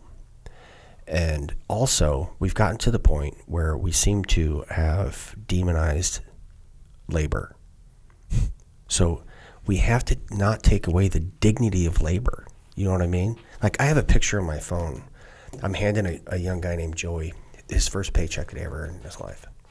You know what I mean? That he'll remember that $250 the rest of his life. Raleigh Bevins handed me my first check at a movie theater. I remember that. I remember the guy's name. That was 50 years ago or whatever, you know? No, 50. I'm 53. So 35 years, 40 years, whatever it is. I don't know. Right? So I remember Raleigh Bevins doing that. So what has taken place in the United States of America is that for some reason we've allowed these folks to convince people that if you work with your hands, you're lower and you're lesser. So even for some people, they're okay with their circumstances by working at Wendy's. And we have to understand that it's okay if that's what you're going to do. But then again, if you want something more, that's the part where you got to look inside. And I think that's what you're articulating. If you're not happy with your circumstance and the level or the playing field is level, because the government has set conditions for everybody, level, and you're living in a place where you don't want to be, it's up to you to facilitate that change. Yeah, well, right? Of course, there's people. Okay. Yeah, that's another leadership question I could ask. You know, I got Fred, and Fred, he comes to work from 9 to 5, but he's not motivated to do anything else. He's perfectly fine, just working. And I say, oh, you've got a great person then that's satisfied with where they're at. Right. They're doing their job every day. They're working hard. It doesn't mean turn your back on them and think, well, I'm never going to pay attention to Fred again. No, it means every 6 months you check in with Fred and you say, hey, Fred, I know you were waiting for your kids to get through middle school, or you're going to a lot of their games. Now that your kid left middle school, are you thinking about maybe moving into a leadership position? Nope, I want to wait till they're done with high school. Hey, cool, no problem. I appreciate the work you're doing. Are you familiar with the concept of the regimental corporal? Speak to me on the regimental corporal. All right. So in the British Army, they have something that's called the regimental corporal. Like in the American military, you have to promote. Or, oh, yeah. Okay. So they have people that are corporals. Yep. For life. Right. Because for their career. They are the best weapons technician in the world. And they really want to do that. You know what I mean? Yeah. And it's not the English dream, clearly, but that's where that guy wants to be. So the beauty of the United States of America, and we got to get back to this because we're getting away from it, is when you work yourself into a place where you're content. It's okay to be content. I mean, it's nice to be content, not complacent. There's a difference. Yeah. So when you're content with your family situation, your school, and your job, and all that stuff, that's awesome. That's your American dream, man. You don't have to have a mansion in Beverly Hills. We've been just fooled. I have guys that tag me in social media of like plumbing installs that are super freaking dialed, or they're putting an electrical sub panel and everything is squared away, and they're like, check this out. It's like, hell yeah, absolutely, 100%. That's a trade, that's a skill, and that's awesome. And I'm super stoked when I see that stuff. Yeah. And that's, again, one thing I'm very lucky is that, I work with my consulting company, Echelon Front. We work with companies all over the country and all over the world. And so I get to travel into wherever, North Dakota, and go out and check out the oil rigs that are being drilled, the drills, the guys working, what they're doing. Those freaking guys are awesome. The linemen up in Michigan, hanging wires, going through Wisconsin. Yeah, in Wisconsin, all over. Right. And these people are skilled. They've got a badass job. They know that their job is completely me. They literally supply power to the country. It's freaking outstanding. So, linemen, right? Yeah. I'm going around right off the Great River Road, Highway 35. goes along the Mississippi. I'll have the largest contiguous section of the Mississippi River of any congressional district in the country. Boom. Bam. It's beautiful. See this great house on a corner, big garage. It's like a 3-story place, truck in the driveway, this new pontoon boat with like a 250 horsepower motor or something outboard, costs more than my truck. And so I whip in there because I want to put a yard sign in this guy's. And I go, hey, man, do you mind me asking what you do for a living? Lineman. Went to trade school for 2 years, and he had 2 kids, and I can't remember his wife's name. For Pete's sakes, she was a radiology technician, not a radiologist, but she. Yep. Okay, she went to trade school. So you got these 2 people who went to trade school, graduated from high school, and they're balling, dude. I mean, they're living their American dream. They got their kids in school, and I'm like, why is that wrong? And you can't fix a toilet with a degree in 13th century French poetry, and you just can't. So why have we demonized the things that built this nation? You know what I mean? You can't pump the air conditioning in this room if you have a degree in communications. You got to be a metal worker. You know what I mean? You have to be a sheet metal worker to make ducting. So one of the things that I'm doing, Jocko, is I consider myself, and I think that the federal government needs to do more cheerleading. Like we have to cheerlead. I got endorsed by 16 of the 19 sheriffs in my district. You know what I mean? Because they know I have their back 100%. I've lived in ungoverned space. I'm unwilling to do that in the United States. How do you prevent that? You support the police officers. That's what you do, right? So I'm all in with these guys all the time. And I'm also all in with people that are going to trade school. So we have to have people in positions of power go, it is so awesome that you are protecting me when I tell them this, okay, dude. So I'm a Christian. I was never afraid of being injured or killed. It was not part of my calculation. You know what I mean? For me, I've read the end of the book, I've seen the end of the movie. I know what happens. I used to joke, with my wife about this, and it was just kind of sounds like she's a frogman's wife. Well, she's a frogman's wife. You know what I mean? So, I was never worried about that. What I was worried about was my family. Do you know what I mean? I was worried about my family.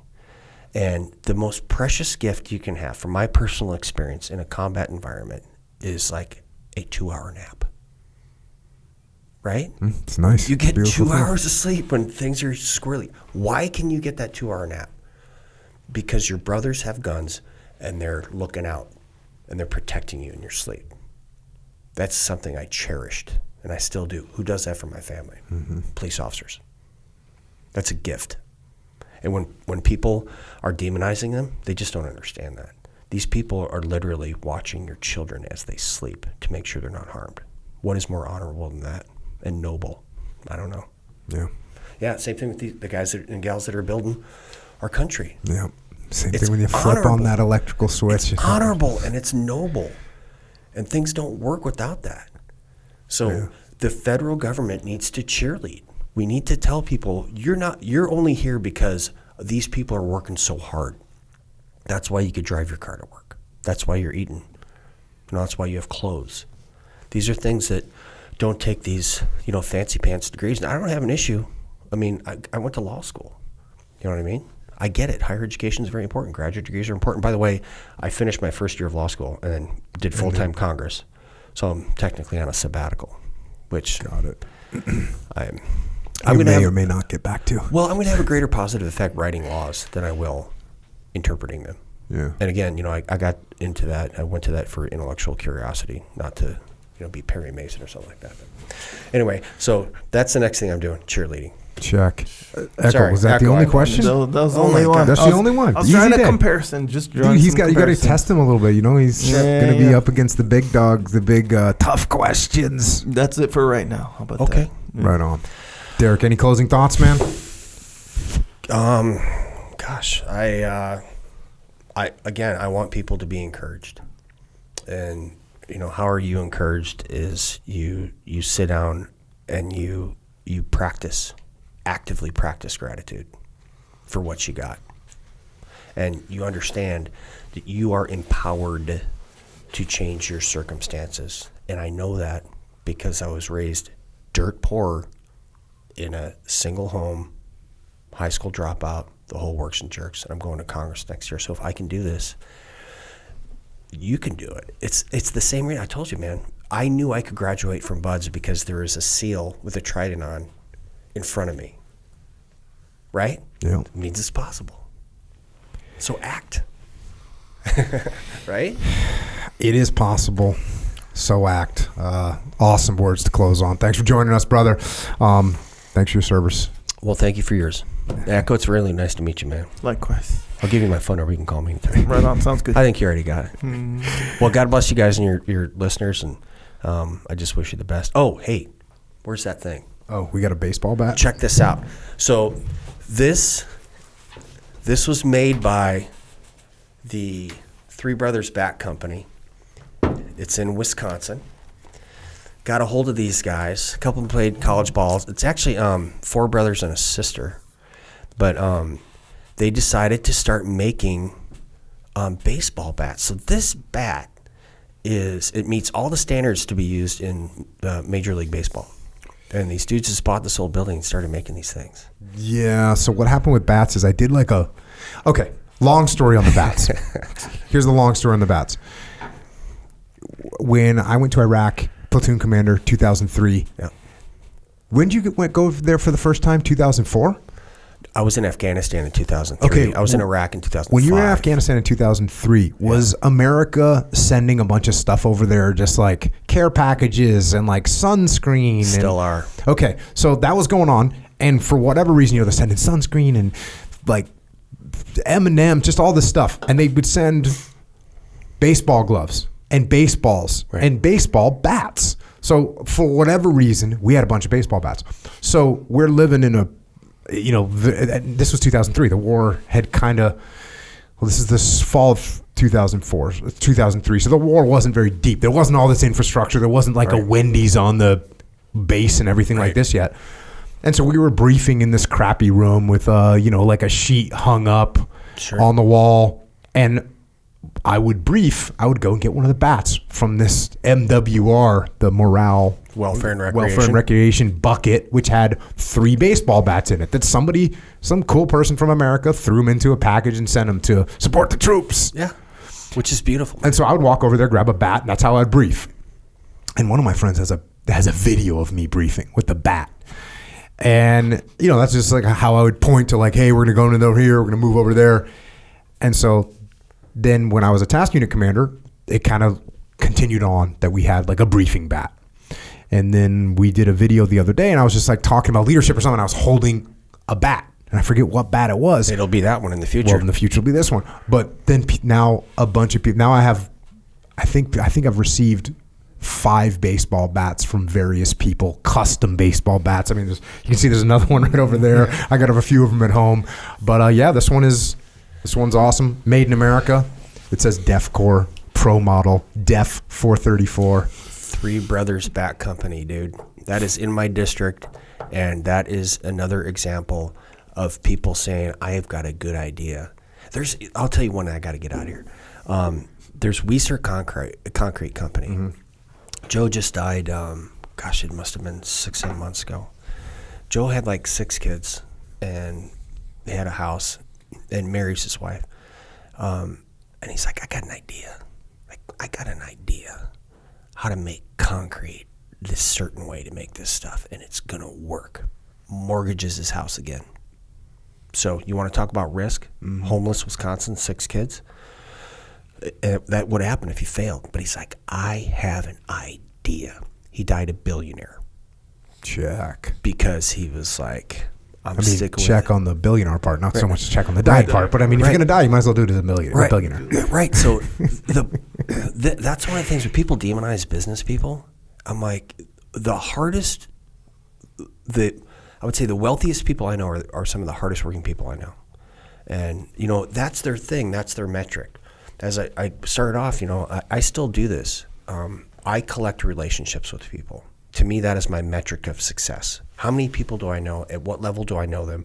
How can I help them? Will they reach out to me if they need something? And can I facilitate that need? That's my metric of success. It always has been. Sarah Jane and I live on my enlisted retirement. You know what I mean? Because we don't chase nickels. It's not my thing. But if you're a businessman, your metric, or woman, your metric of success, more likely than not, is financial. So therefore, if you are doing this, and that's the metric of success, you should be wealthy as a business person. If you're a doctor, you should be caring people. So I love that about this job, because I get to meet the most fascinating people, like those dudes that made that bat for you. And it was an offhand comment. You know this Jocko guy? When did you meet him, and when did they get the bat to you to bring it, hand carry it to me? That got shipped overnight to my mother-in-law's house. It was delivered yesterday. Check. So I talked to the cats, and they're like, "Oh, you know this Jocko Willink guy?" And I'm like, and they said it like, because apparently he's a big deal. I mean, I don't know this stuff, dude. Like, I didn't know you had this. It was like, you don't know he has all this stuff? Because I started looking into it, and you wrote all these books and everything. And I go, like, if you're an accountant, would you like go watch a movie about tax season or read a book? You wouldn't. I'm like, so why would I be looking into Jocko? I know the dude. He's an awesome cat. Why would I be following him around? So I didn't. But they're like, that offhand comment, "Hey, you know Jocko?" And I go, "Yeah, man, I've known it for like 30 years, I guess now, Team 1, right?" And they're like, "You are kidding me." I'm like, "No." So they follow your podcast, they watch it. I think that they've taken a lot of your lessons, because they're incredibly squared away dudes. Sure. And family's awesome. And just their name, they have, too many siblings to put it on a bat. That's why it's Three Brothers Bat Company. But yeah, so that was made for you, and I have one. It's in my office, which I think, again, cheerleading for people is that should be a primary function of politics. I mean, clearly you must write functional policy, translate ideas into action, and you do that through the written word vice a gun like we used to do. But the rest is just telling people about other people.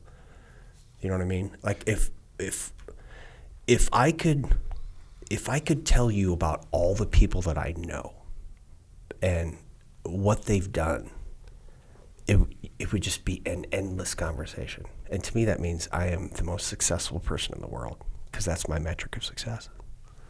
Check. Awesome, man. Well, like I said, thanks for coming down. Yeah. Appreciate it. God bless you, man. Thanks for the service of your family, by the way. What the military wives and spouses, they're the bomb, go through. Incredible. The kids that grow up, without dads around, without moms around, really, really challenging. So thanks to your family as well. And I'll pass it on.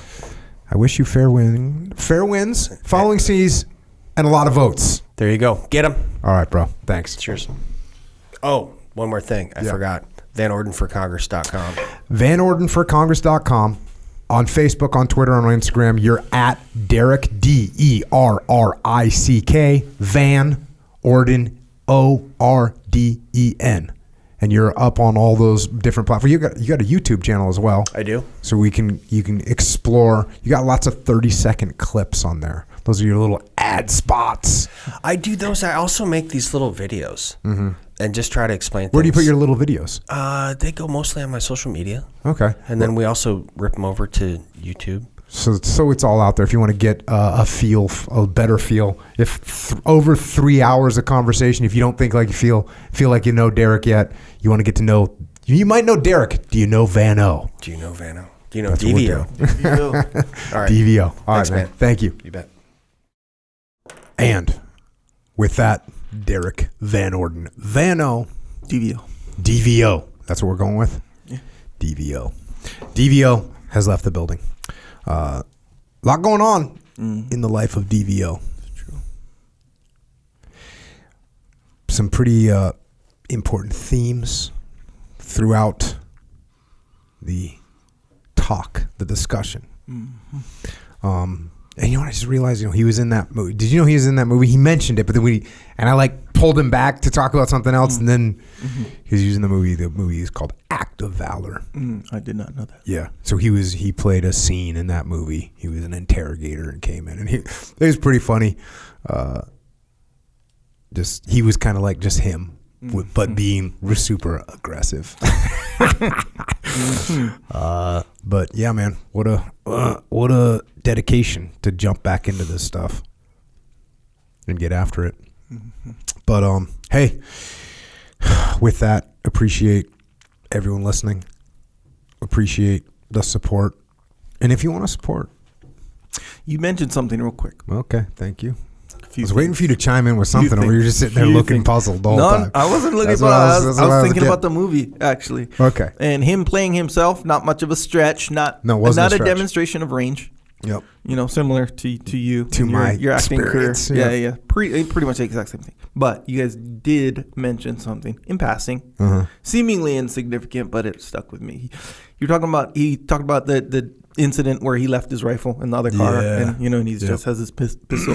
And you said that's not going to cut it. Just real quick, why is that? I mean, I can kind of maybe understand, but obviously I've never been in a gunfight. So what he's talking about is the enemy puts indirect fire on you, which is mortars, maybe rockets. Rockets aren't really indirect, but they basically are lobbing bombs at you.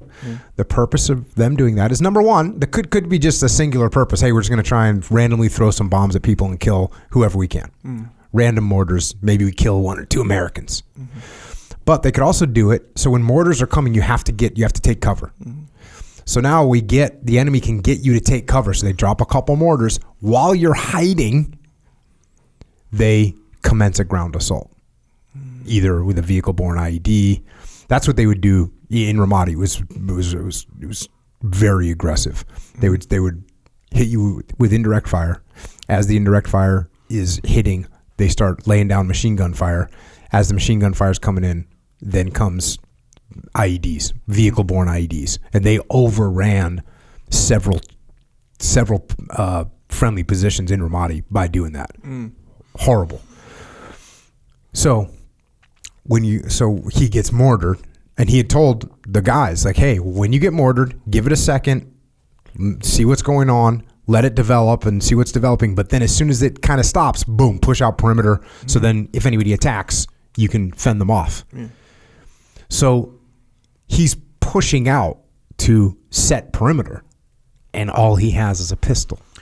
The pistol's not a good weapon for a freaking gunfight, dude. So, and that's really the part that I was wondering, like, I feel like I understand it kind of, but the way I've heard you say it, and my friend Jeremy, he mentioned this one time we were talking, he was like, yeah, a pistol is no match for a rifle in a gunfight. So I'm like, okay, see how you say it's not even close, like, why is that? Because a rifle, you can just aim it better, more range. Well, the range is 10 times as much. 10 times? Yeah, like sure, you can shoot someone in kind of at 50 yards with a pistol. If you're really, really good, just about anyone can pick up a rifle and shoot someone at 50 yards, like almost anyone. Okay. But you can also shoot someone at 500 yards. Yeah, I see. So it may even be more because really it might be like 12 or 15 times more accurate and ease of shooting. Yeah, just for a rifle. And then the impact, right? The impact of a rifle round is devastating. It can punch through body armor, certain levels of body armor.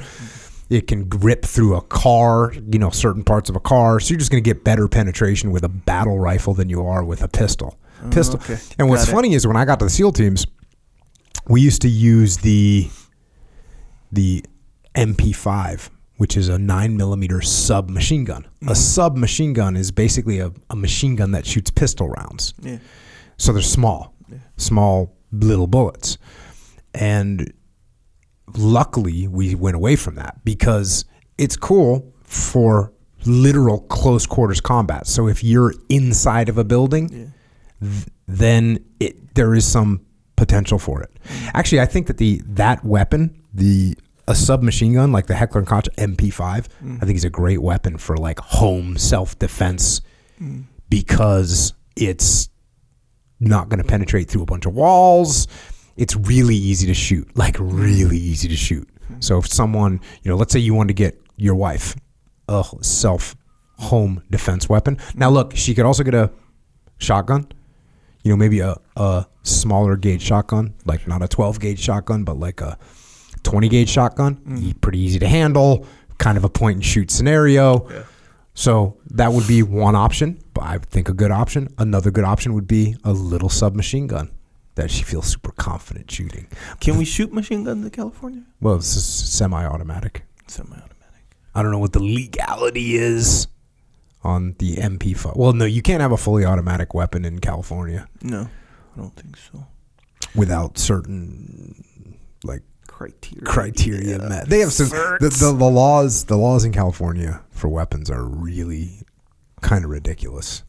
Yeah. Because all they do is they create a law, and then the gun manufacturers create things that get around the law. Yeah. And it's just weird. Yeah. They yeah, just it's like this weird dance. It's a weird dance. Yeah. Instead of just being like, hey, look, this is what you... And it doesn't make any sense. Look, you hear this stuff all the time about, what is it? Like, what's an assault weapon? Yeah. And, well, an assault weapon is this type of thing. AR-15, assault rifle 15.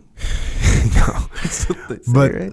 It's because of, like, the shape of the grip. Like, a pistol grip makes it an assault. A muzzle suppressor, a flash suppressor makes it an assault weapon, according to this weird thing. So instead of having a pistol grip, they'll like put this weird shaped thing that serves the same function as a pistol grip. Yeah. But it's actually not a pistol grip at all. Yeah. But it is a pistol grip. It gives you the same function. They just do all this dumb, silly things. Technical. And then the gun manufacturers make something that just overcomes that. Maybe it's a little bit awkward or whatever. Yeah. Not as cool. But it's just a silly dance. Yeah. It's just this, like you said, it's a silly dance. Yeah. And when I was browsing, one of the guys there said something real. One of the main guys there, might have been the owner.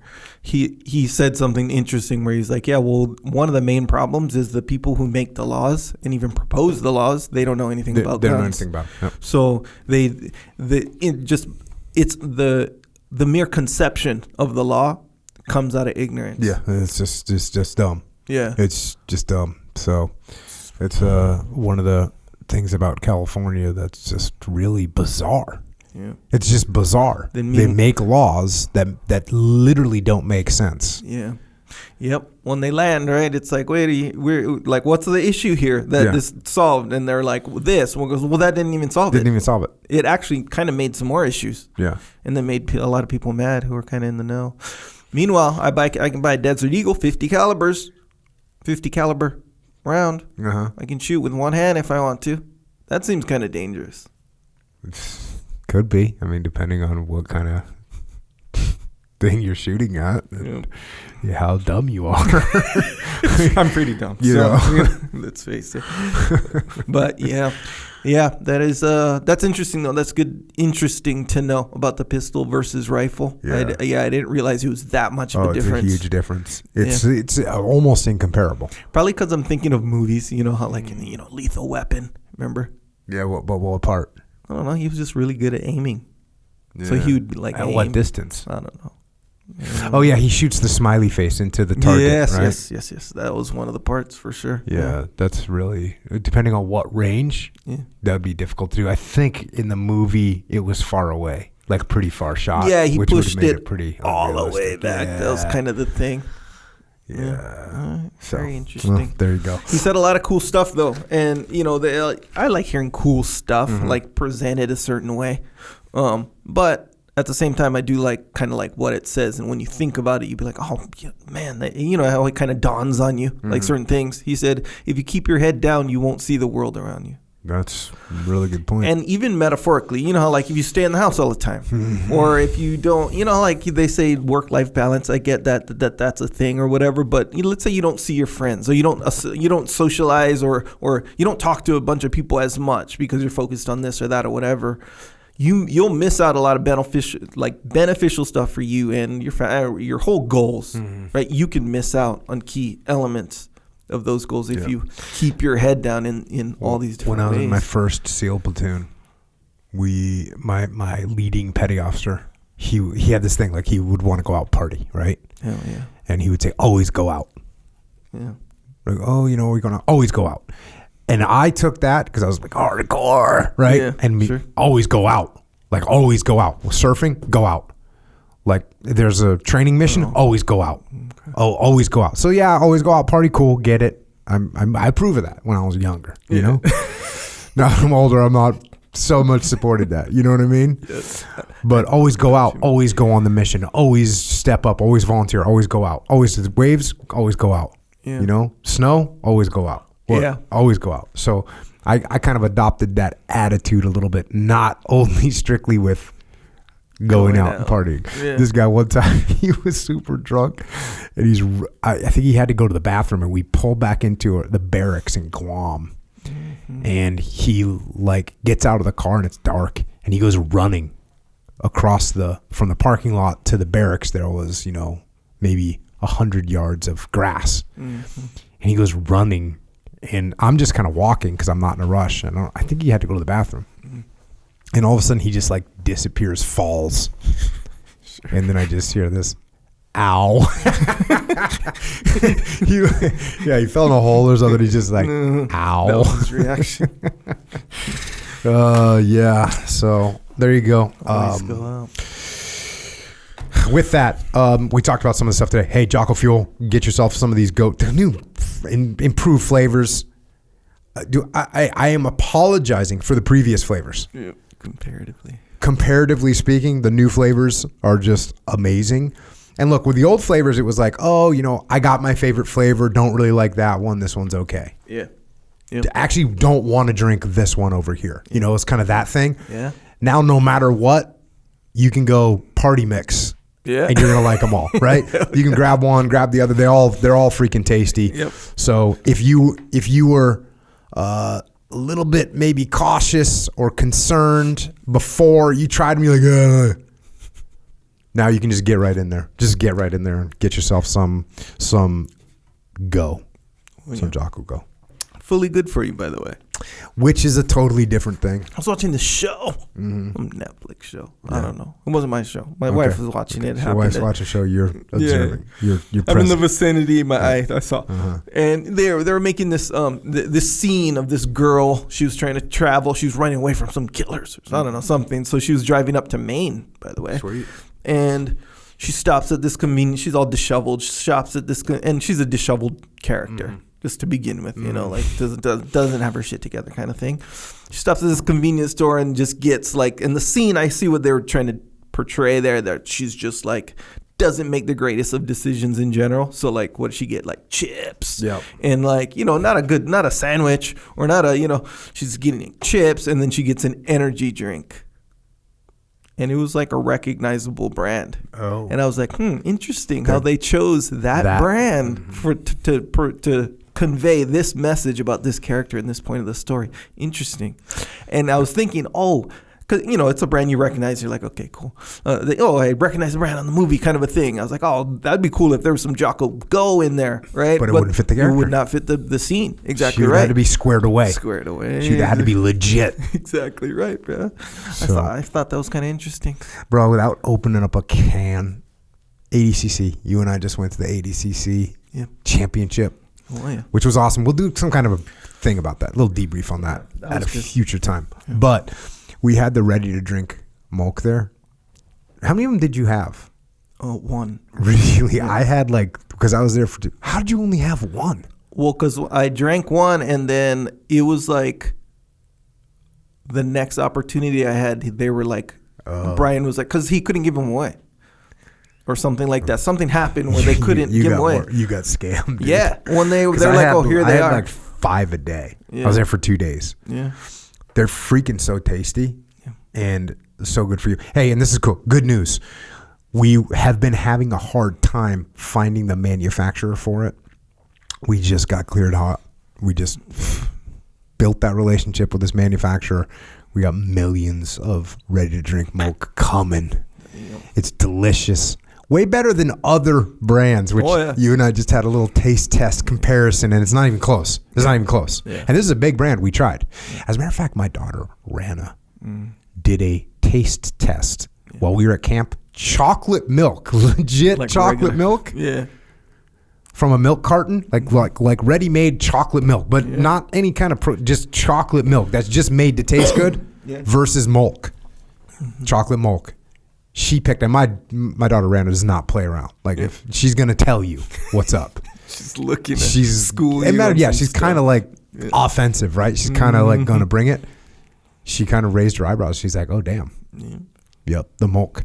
So we got ready to drink milk coming worldwide. Well, not worldwide really. nationwide. You're gonna be able to order it. So check that out. JockoFuel.com. Go to Wawa.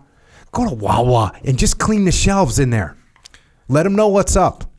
The more you buy from Wawa, the more flavors they're gonna bring in. The more will open up that supply chain. So go to Wawa, clear shelves.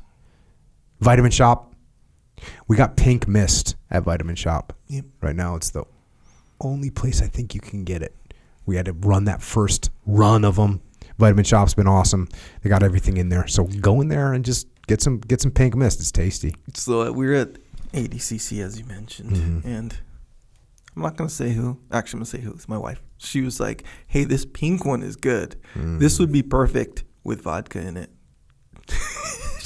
She said it. She said it, and I was like, you know what? You're kind of right. Because remember back in the day, Red Bull vodka or whatever, right? Yeah. Like that was kind of like a death trap kind of thing. Like you're not doing the right thing with a Red Bull and a vodka, and then drinking them all night.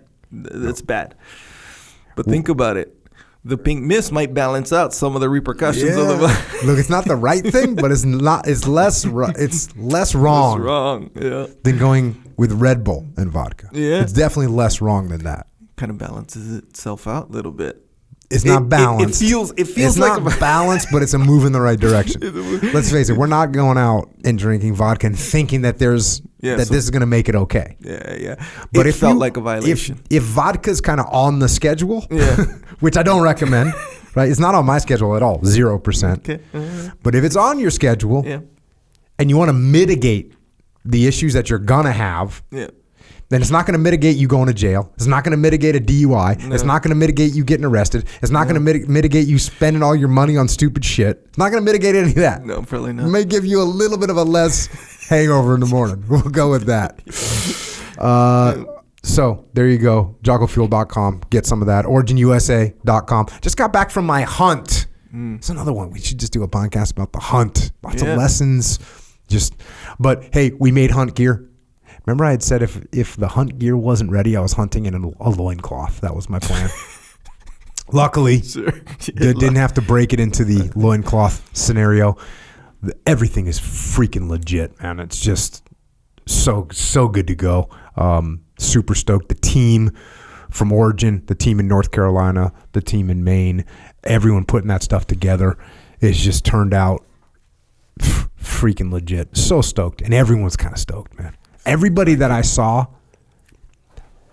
that hunted was like, hell yeah. Hell yeah. Thank you for making this in the United States of America. Yeah, that's legit. So. Did you shoot anything? Yes, I shot an elk. Hell yeah. I saw the picture. I just wanted to see what up. Bro, there's a lot of people. This is a very tough year for hunting. There's been a lot of rain out west. So there's been a lot of grass. A lot of grass means there's a lot of eating. That means the elk are fat.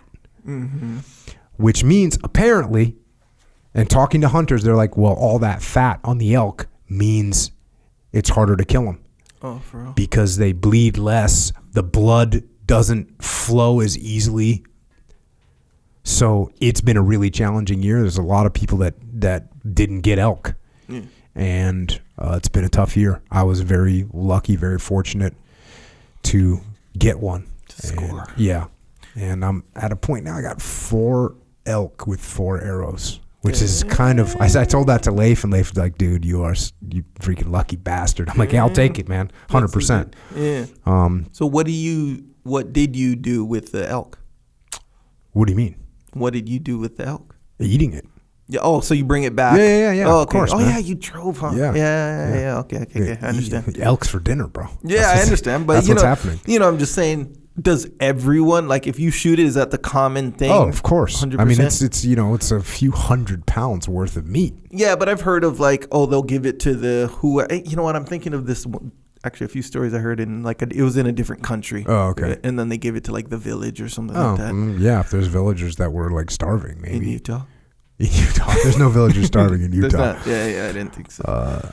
But so we got the stuff made in America. OriginUSA.com if you want to support an American company that's bringing, like I told Derrick, is there anything cooler than buying machines in another country and that were sold to that country and bringing them back to America? Yeah, conceptually, pretty cool to beat that cool. one. One time, okay, remember back in the day, it's this little.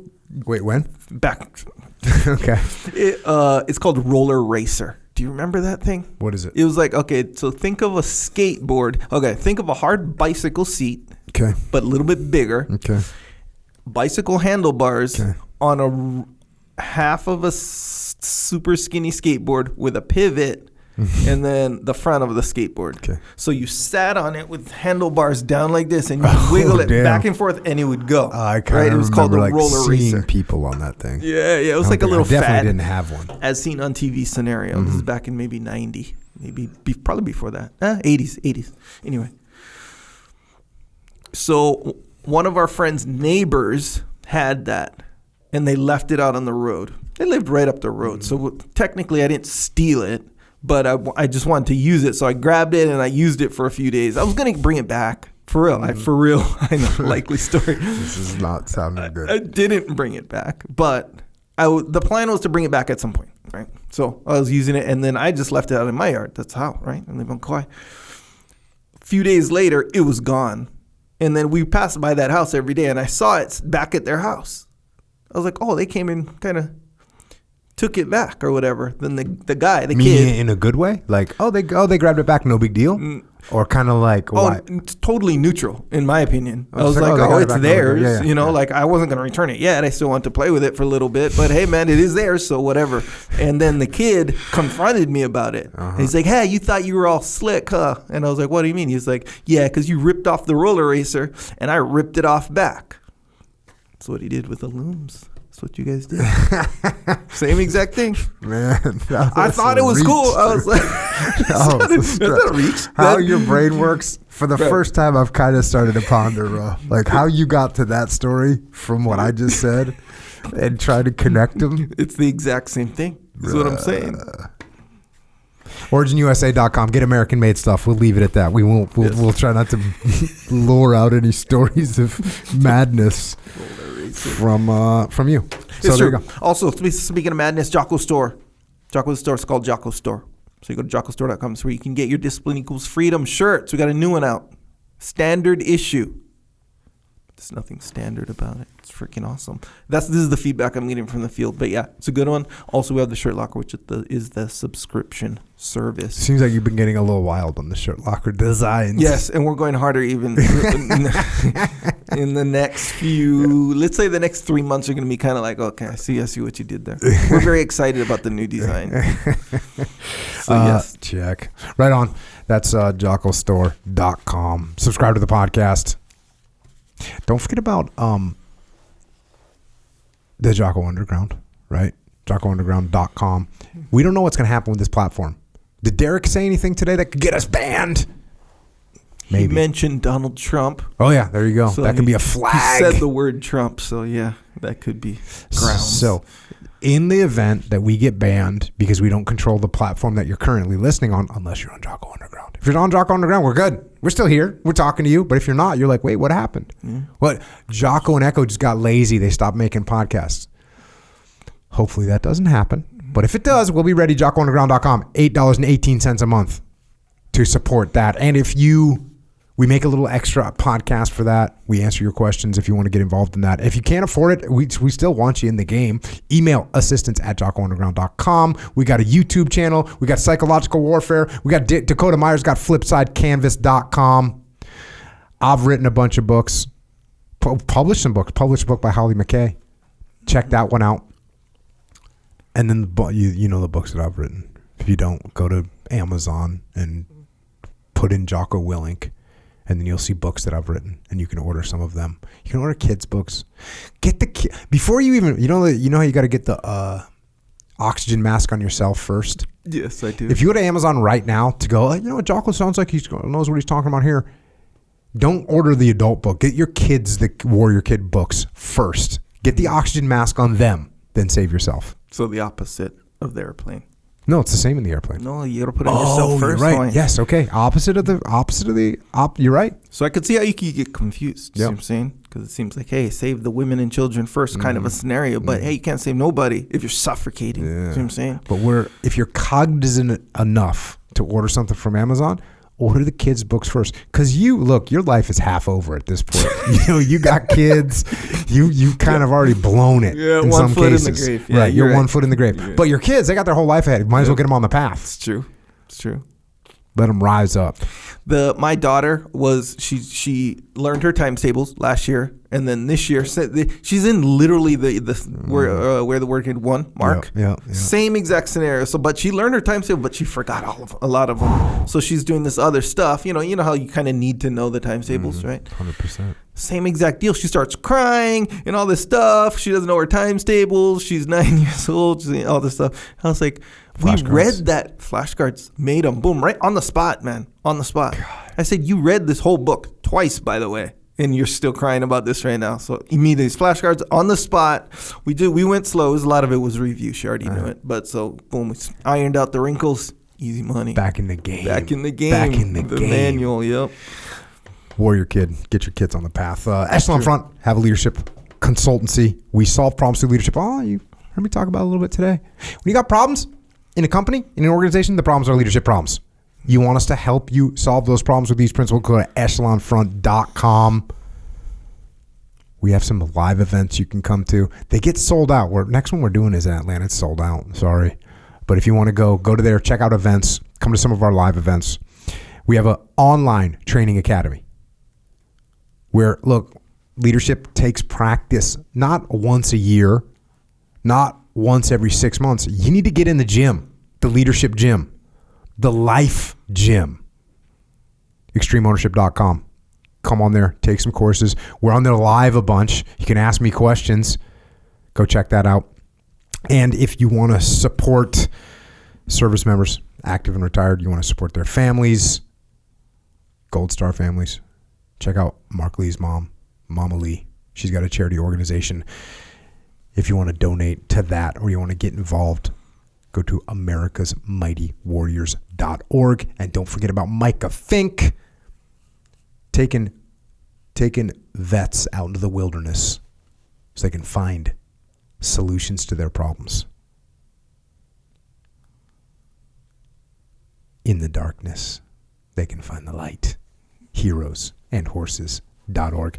And once again, if you want to follow and support Derrick Van Orden, DVO. That's what we're going with? Yeah.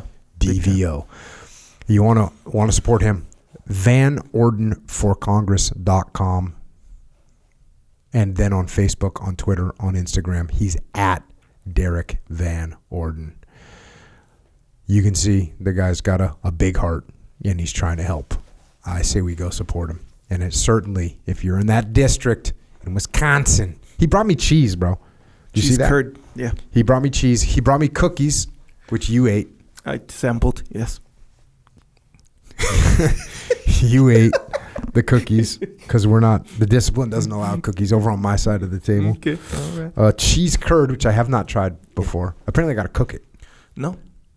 He said deep fry them or something. Oh, like you can. Yeah, okay. For sure. Cheese curd is like, do you know what that is technically? No. Well, my wife is from the Tillamook Cheese Factory area. So we go visit that one every year when I go. But it's it's one of the final processes before they do another one or two processes to make actual cheese. So it's like the base. Does it taste good?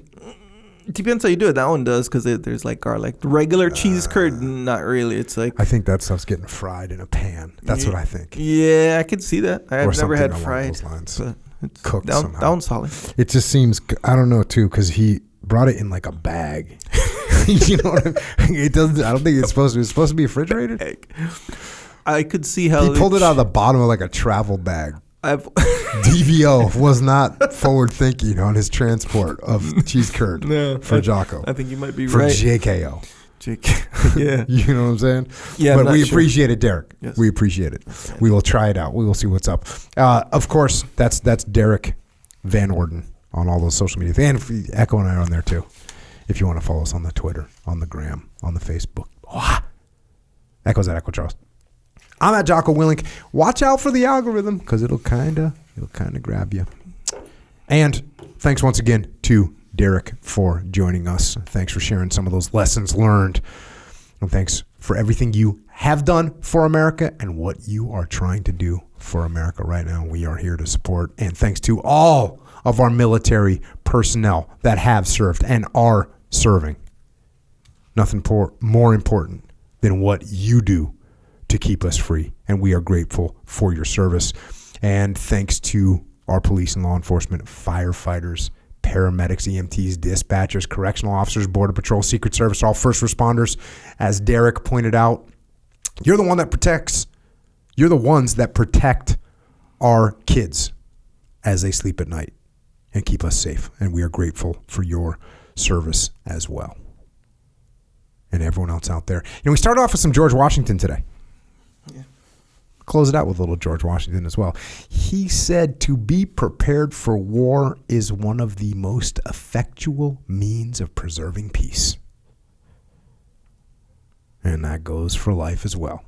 And you take a guy like Derrick, up from nothing, and he's prepared for war his whole life. And I think he's going to be ready for whatever politics can throw at him. And for the rest of us, I think we also have to prepare for war because it's coming. And look, I'm not talking about outright literal war, but in some form. In some form, you will be at war for your health, for your business, for your family, for your community. War comes in many forms, so be prepared for it. And of course, the best way to do that is to go out there every day and get after it. Until next time, this is Echo and Jocko. Out.